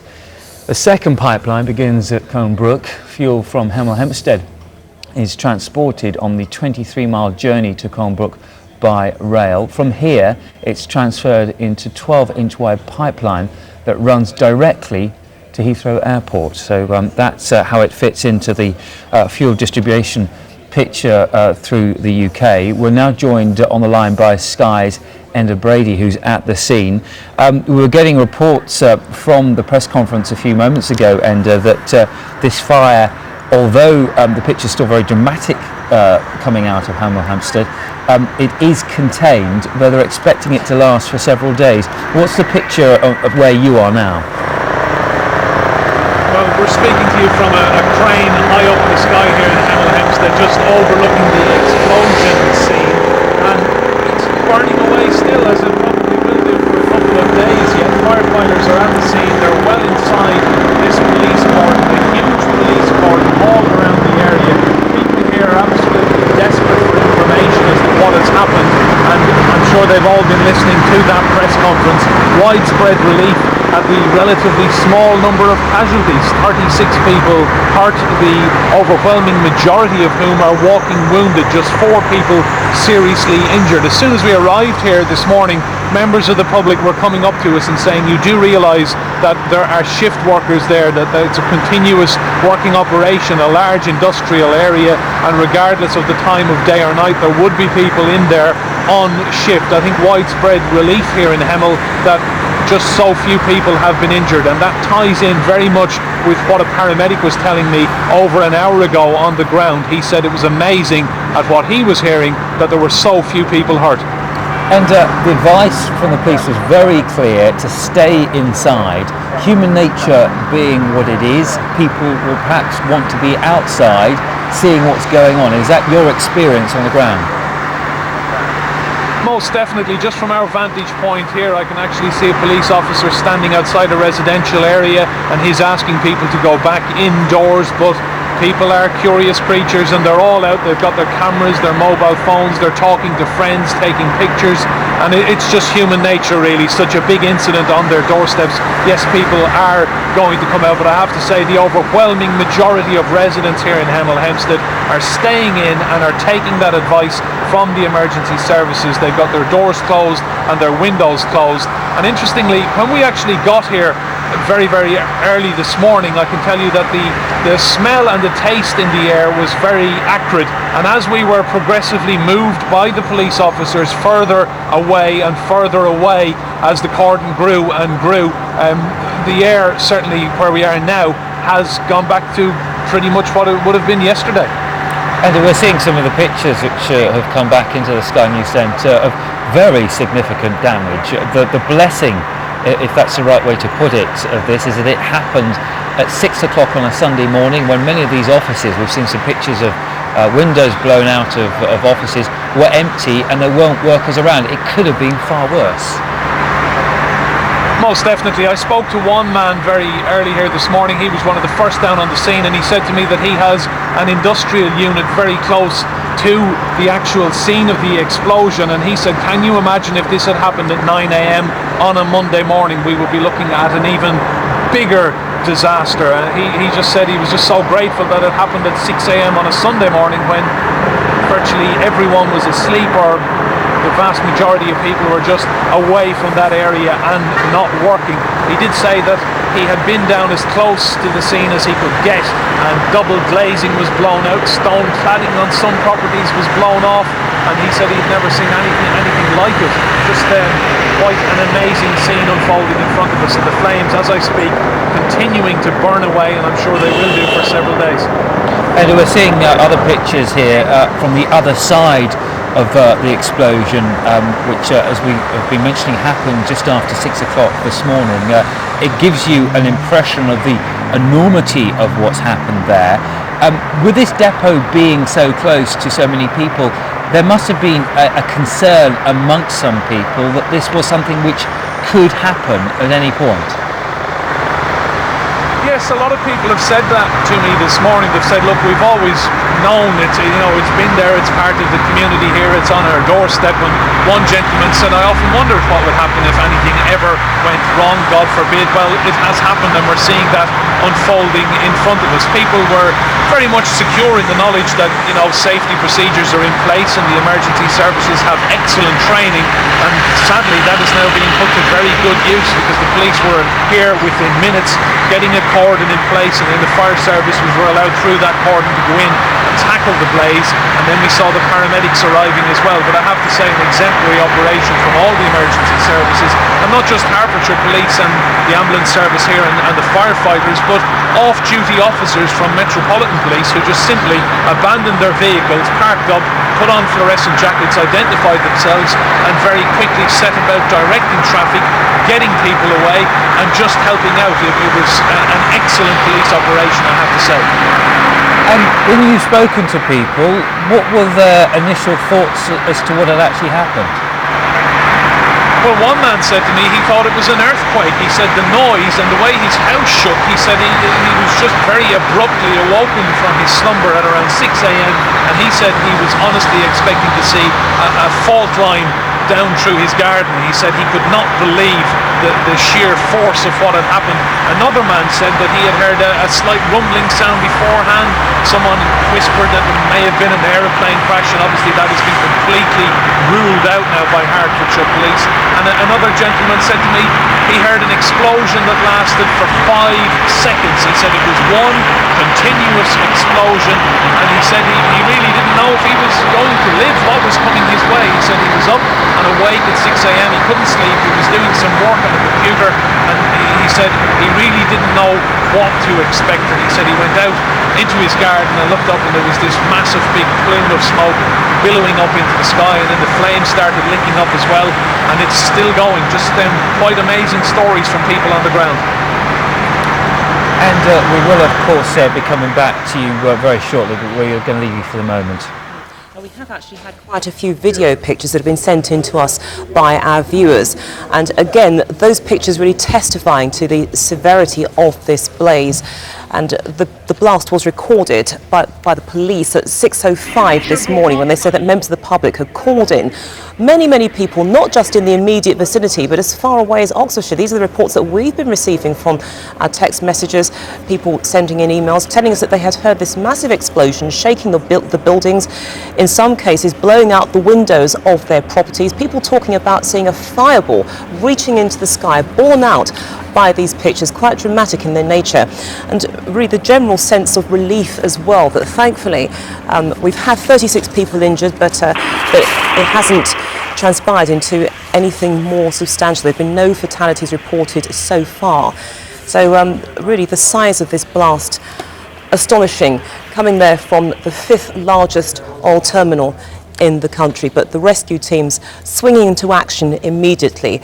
Collaborative forces by the police, the fire brigade, getting to the scene, trying to contain this blaze, and at the same time relieving the anxieties of the public, because people had actually talked about hearing these vast explosions, comparing them to the sound of a plane falling from the sky. So there had been some initial concerns by members of the public that perhaps this explosion had been caused by a terrorist action. But the police have said that as far as they are concerned from this moment in time, this is an accident. They are keeping an open mind, but they feel that the signs point towards an accident. And the main priority now is to keep that fire under control. There will be some secondary explosions, but they have stressed that this is to be expected. And it could take a few days at least to bring things under control. But amazing pictures there sent in to us by our viewers from their telephones, sending them into the numbers that we gave them. And they really give you an idea about the confusion that people obviously felt when they saw those images, but also as well people just sending in pictures via other sources.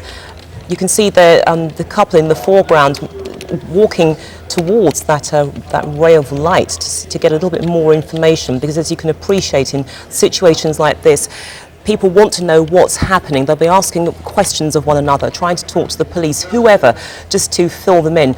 But the main concerns, of course, about that smoke, and the police did issue warnings. The advice to people was to stay indoors, keep the windows closed. If people were feeling a little bit ill from the effects of inhaling some of this smoke, then the best advice was to contact NHS Direct. If they were feeling very poorly, to go to the local hospital, or if there's a GP surgery, if there's one which may be open during the weekend, perhaps to try to get there, but really to stay indoors, and above all not to panic, because there have been reports backed up by visual evidence sent to us by our viewers of people actually buying petrol, going to the the garages, these long queues winding their way down the streets, and the police along with the oil companies have said that is not necessary because oil supplies are getting through. But the message really to stay calm and stay indoors.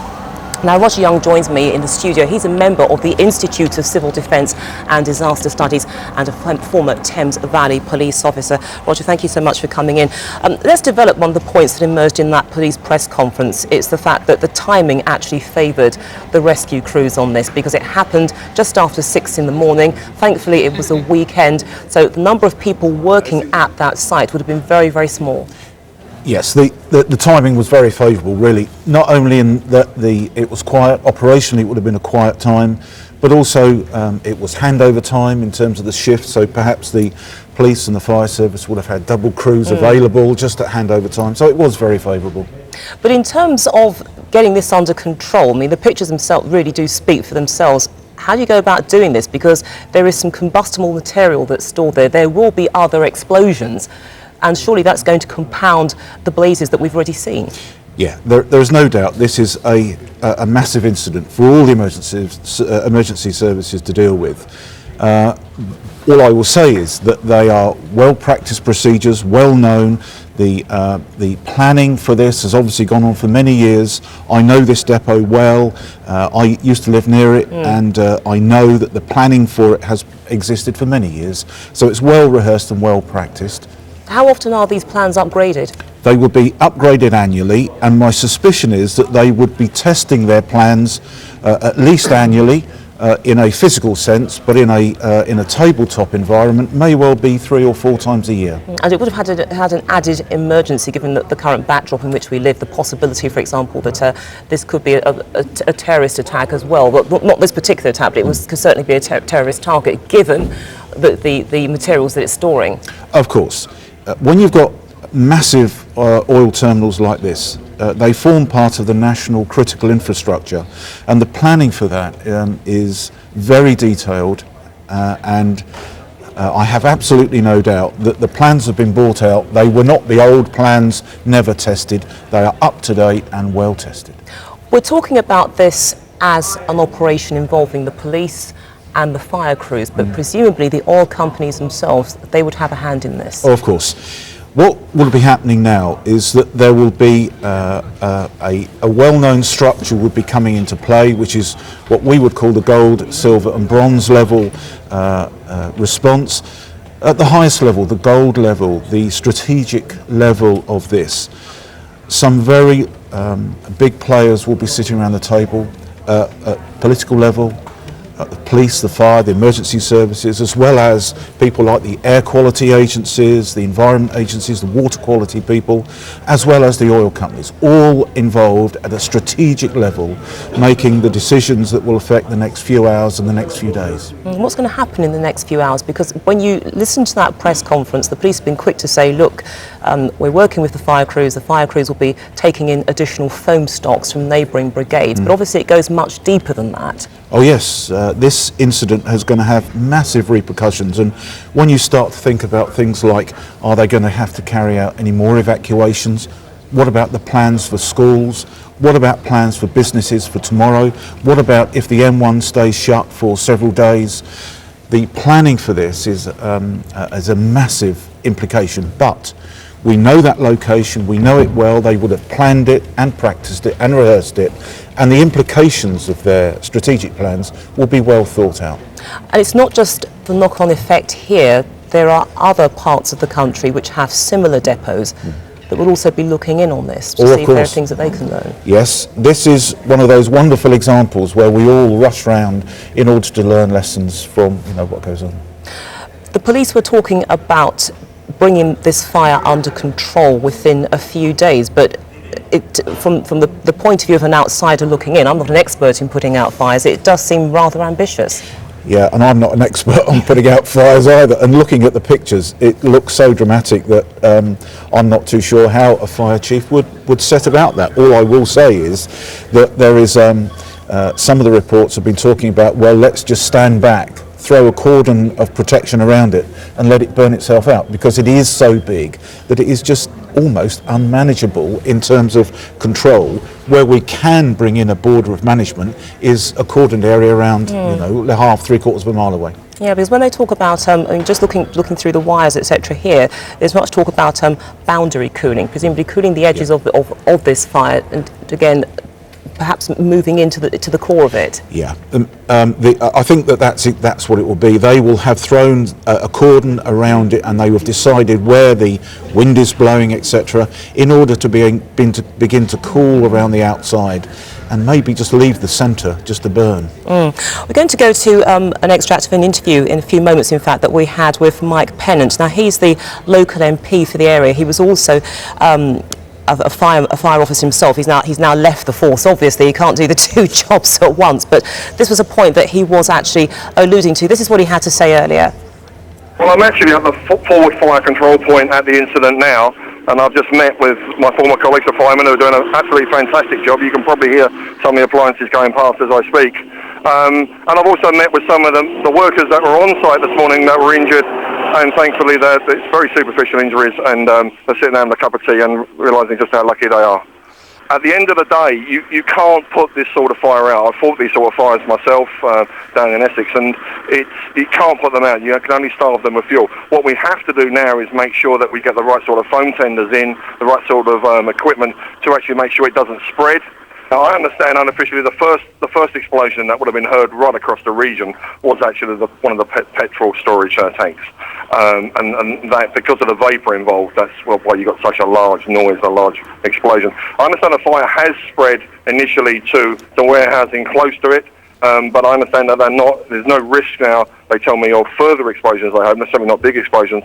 So, because this is very, very close to my residence. This is very, very close to residential housing estates. My Hunters Oak area and Woodall Farm of Hemel Hempstead are literally a few hundred yards away. So there are areas that have been evacuated, some areas that haven't. And the reason they haven't is because they obviously feel that at a pleasant time they're safe. Right, so the thoughts there of the local MP Mike Penning, who was also a former fireman, and speaking there with some authority about the challenges faced by the fire crews trying to contain this fire and really stop it spreading any further, because we do know from what the police said to us about half an hour ago during that press briefing that there will be some secondary explosions, though they said that they will be smaller in number, and again it's to be expected. So again, attempts there to reassure the public. But staying with us in the studio is Roger Young, to remind you he's a member of the Institute of Civil Defence and Disaster Studies, and he's also a former police officer with the Thames Valley Force. Roger, you talked earlier about some of the disruption, the fallout that will be caused from this, the pressure on the infrastructure.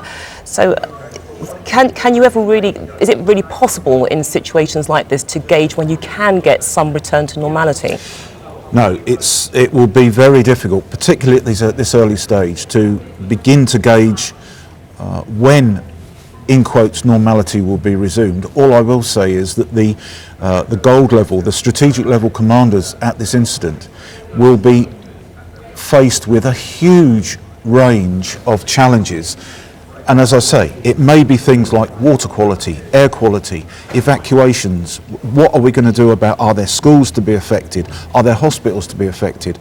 If the M1 is going to stay shut, what are they going to do with the traffic tomorrow? What about the industrial estate, which sits right underneath that? Is that going to be closed tomorrow? The knock-on effect of all those businesses and what they then deliver, maybe to the NHS or other critical services, the implications are vast. And only now will they be beginning to challenge some of those huge range of issues. It's a bit like extending a cordon, isn't it? Because there is a localised cordon in place, but if it does go much deeper than that, where it's actually hitting the heart of the infrastructure, well, you're talking about evacuating on a slightly larger scale. Oh, it is, yeah. And it's very easy to look at the pictures and just worry about the fire, but of course we've got the smoke, and that's right near Luton Airport. It's also on the approach into, we all fly over that when we're going to Heathrow. What effect does it have on air traffic?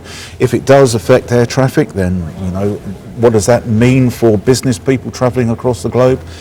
The implications are vast. And the police convinced at this stage that it is an accident, but tellingly they said we're keeping an open mind. Well, in the early stages, the way in which the emergency services would deal with this, if it was an explosion set off by an accidental means or an explosion set off by a deliberate means, is actually pretty much the same. It's only when it comes to later on that the criminal investigation kicks in, that the difference between a terrorist incident and an industrial accident begins to tell. At this stage, it doesn't matter which way it was, they would actually be dealing with it pretty much the same. And let's hold those thoughts in mind, because earlier the Chief Constable of Hertfordshire gave an update this morning on how this fire occurred. This is what he had to say. It's just like a massive ball of fire and a plume of smoke. It's say several explosions still going off. How close have you been able to get to the scene? As close as we're allowed. Obviously safety comes first, but we've just evacuated a hotel in Hemel Hempstead, the Holiday Inn, 120 people to a standby place where we can keep them safe and warm, but so it's too dangerous to stay where we are. We haven't heard anything yet here at Sky News from the police, and indeed our witnesses that we've been talking to throughout the morning said that they haven't heard anything official. What about you? Have you been speaking to police at all? Yeah, we're working very closely together, police, fire, ambulance and utility services. We've got contingency plans in place now in preparedness for these such events, and as I say, it's too early at the moment just to talk about numbers of casualties, because it's hectic at the moment. What are the contingency plans that you have in place? Obviously, they are all involve about major incident planning. You know, the initial response to the scene, the dealing with the scene, the aftermath. So everybody's working closely together. Well, that was actually Gary Sanderson, who is an ambulance worker. He was speaking to us earlier, just giving us a sense of the operation that was taking place on the ground, because at that stage of the day, there was no indication as to whether people had been injured or indeed how many may have been caught in this explosion. Thankfully, according to the police, we've had about 36 injuries, and from what the police have told us, 32 of them are not serious. 4 people have been badly hurt. We don't know the extent of those injuries, but of course we will be updated on those in the course of the day. But staying with us in the studio is Roger Young, a reminder that he's a member of the Institute of Civil Defence and Disaster Studies, and he's a former police officer from the Thames Valley Force. Take us through that rescue plan, because the police have told us in that press conference that they got the first reports from the public at 6:05. Everything seemed to move into action very, very quickly. What goes on? Well, what happens is that the well-rehearsed structures are put into place, and really very quickly the silver level command, that is the command that talks all about the tactics, well known, well rehearsed, and used for all sorts of incidents, a major road accident, a major public disorder or whatever.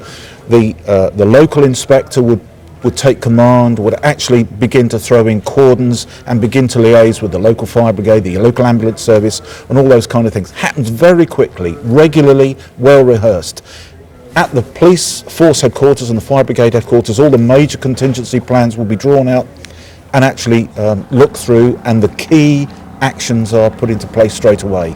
Right. So the structures of the gold, the silver and the bronze level command works quickly. Kicks in very quickly. Okay, Roger Young from the Institute of Civil Defence and Disaster Studies, thank you so much for joining us in the studio and taking us through the routine that the teams have put into effect as they responded to that major disaster. Well, if you just joined us, the story today is of a major explosion at a fuel depot in Hemel Hempstead. It happened just after 6 o'clock this morning. Our reporter, Enda Brady, is on the ground. Enda, what can you see where you are? Well, the fire is raging away behind me. We're starting to hear stories from people here on the ground. Joining me now, Richard Palmer. Richard, you're 15 years of age and you've been hurt in the incident this morning. Just tell us what happened to you. I was asleep in a room at my mate's house when the explosion happened, and some of the windows got blown in and got a few cuts on my face. Have you been to hospital yet? No, they said I wasn't one of the important injuries, so I was just... And just tell me, what did it sound like? Could you believe what was happening? I couldn't believe it. It's like a low boom. Just everyone thought it was an earthquake. We just didn't know what was going on. Hearing from the press conference earlier on at Welwyn Garden City, the Force HQ for Hertfordshire Police, 36 people injured in total, 4 seriously, but the overwhelming number of people are walking wounded like yourself.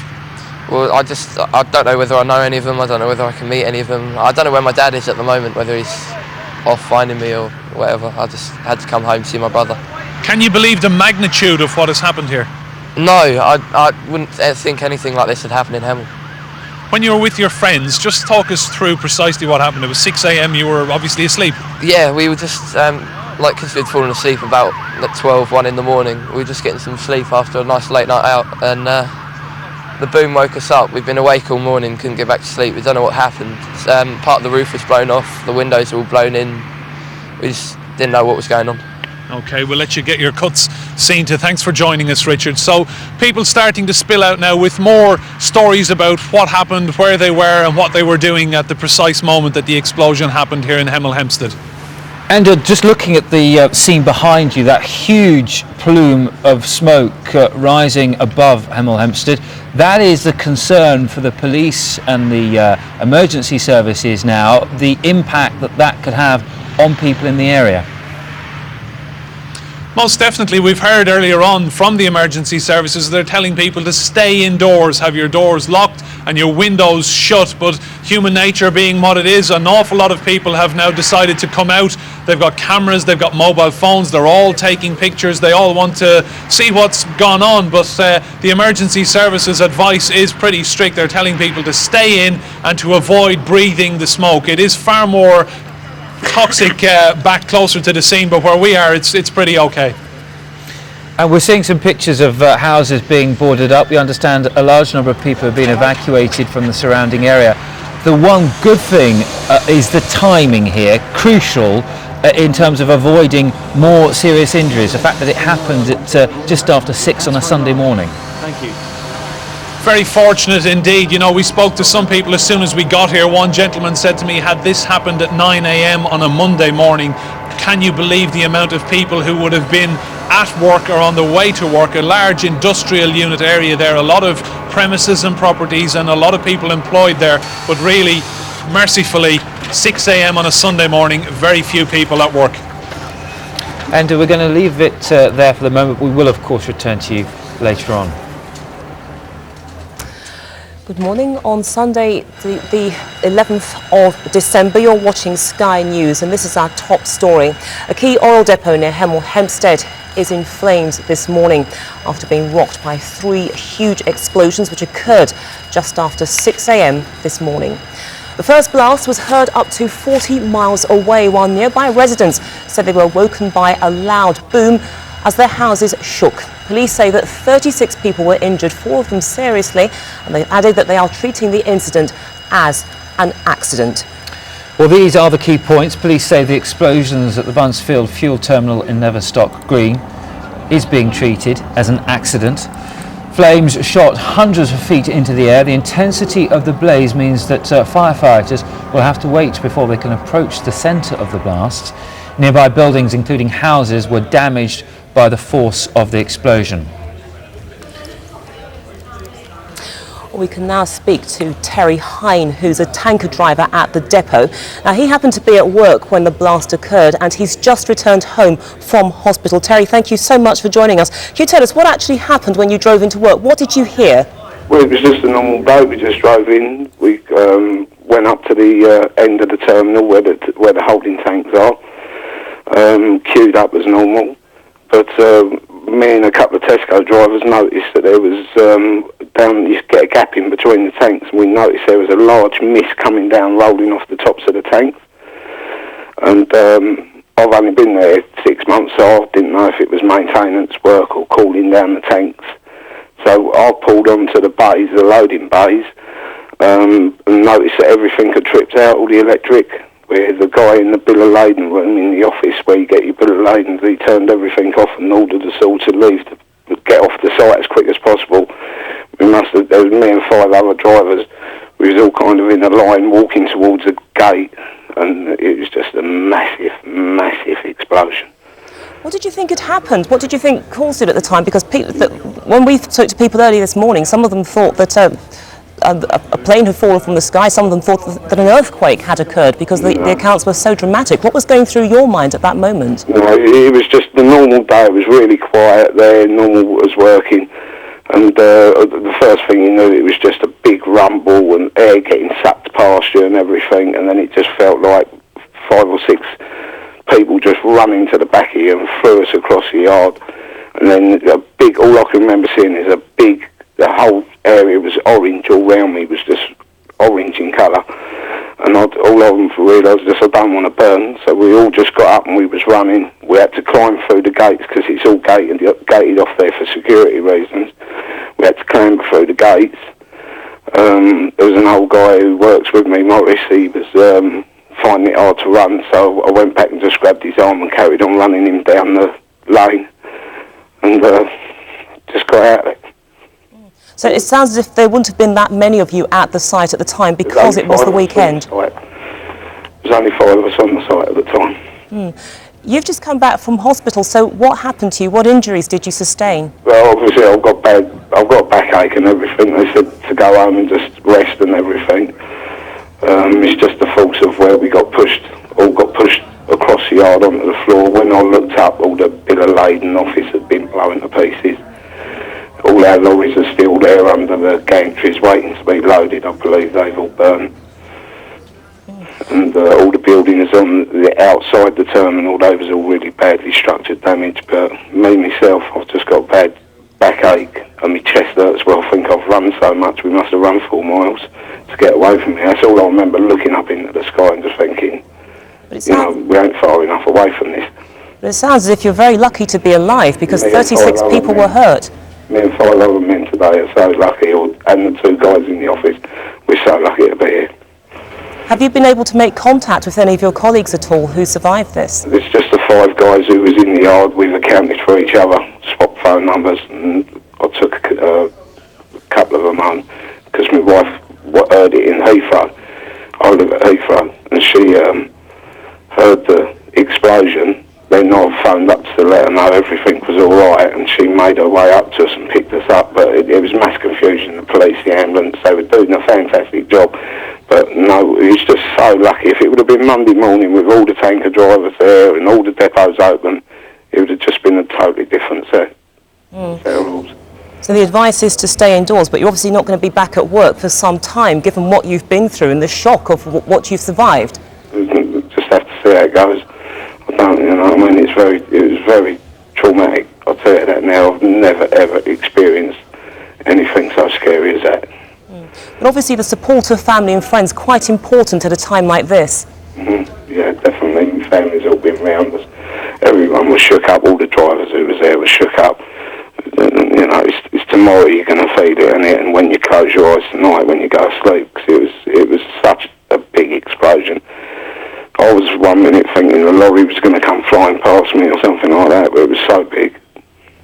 So presumably you don't live very far away from this site either? Yeah, I do actually. I travel from Hayes in Heathrow to Hemel Hempstead every day to work driving tankers. You said that the 5, your other colleagues, you all swapped numbers, you all accounted for each other. Have you been able to talk to them though since you've got back home? Have they been phoning you up? No, but I think one of them might still be down the hospital waiting for a lift to get back from the hospital. But I think we've all been discharged with just minor injuries, which is so lucky. So what sort of injuries did you have? As I say, myself, I've just hurt me back where it pushed us forward so fast. And my chest is really tight from where we've just had to run and run and run. Couldn't stop running because the heat and everything was getting to us. We just had to get as far away as possible. I think one of the other lads has cut his head and hurt his knees. It's mainly like shock. We were all in shock. We're all badly in shock from what happened. Okay, well you have had a narrow escape, as we've said here, and we're just looking at some of the pictures as well of the flames just hitting the sky, and we've also touched base with the police. We saw the press conference and the advice that they've been giving to people as well. So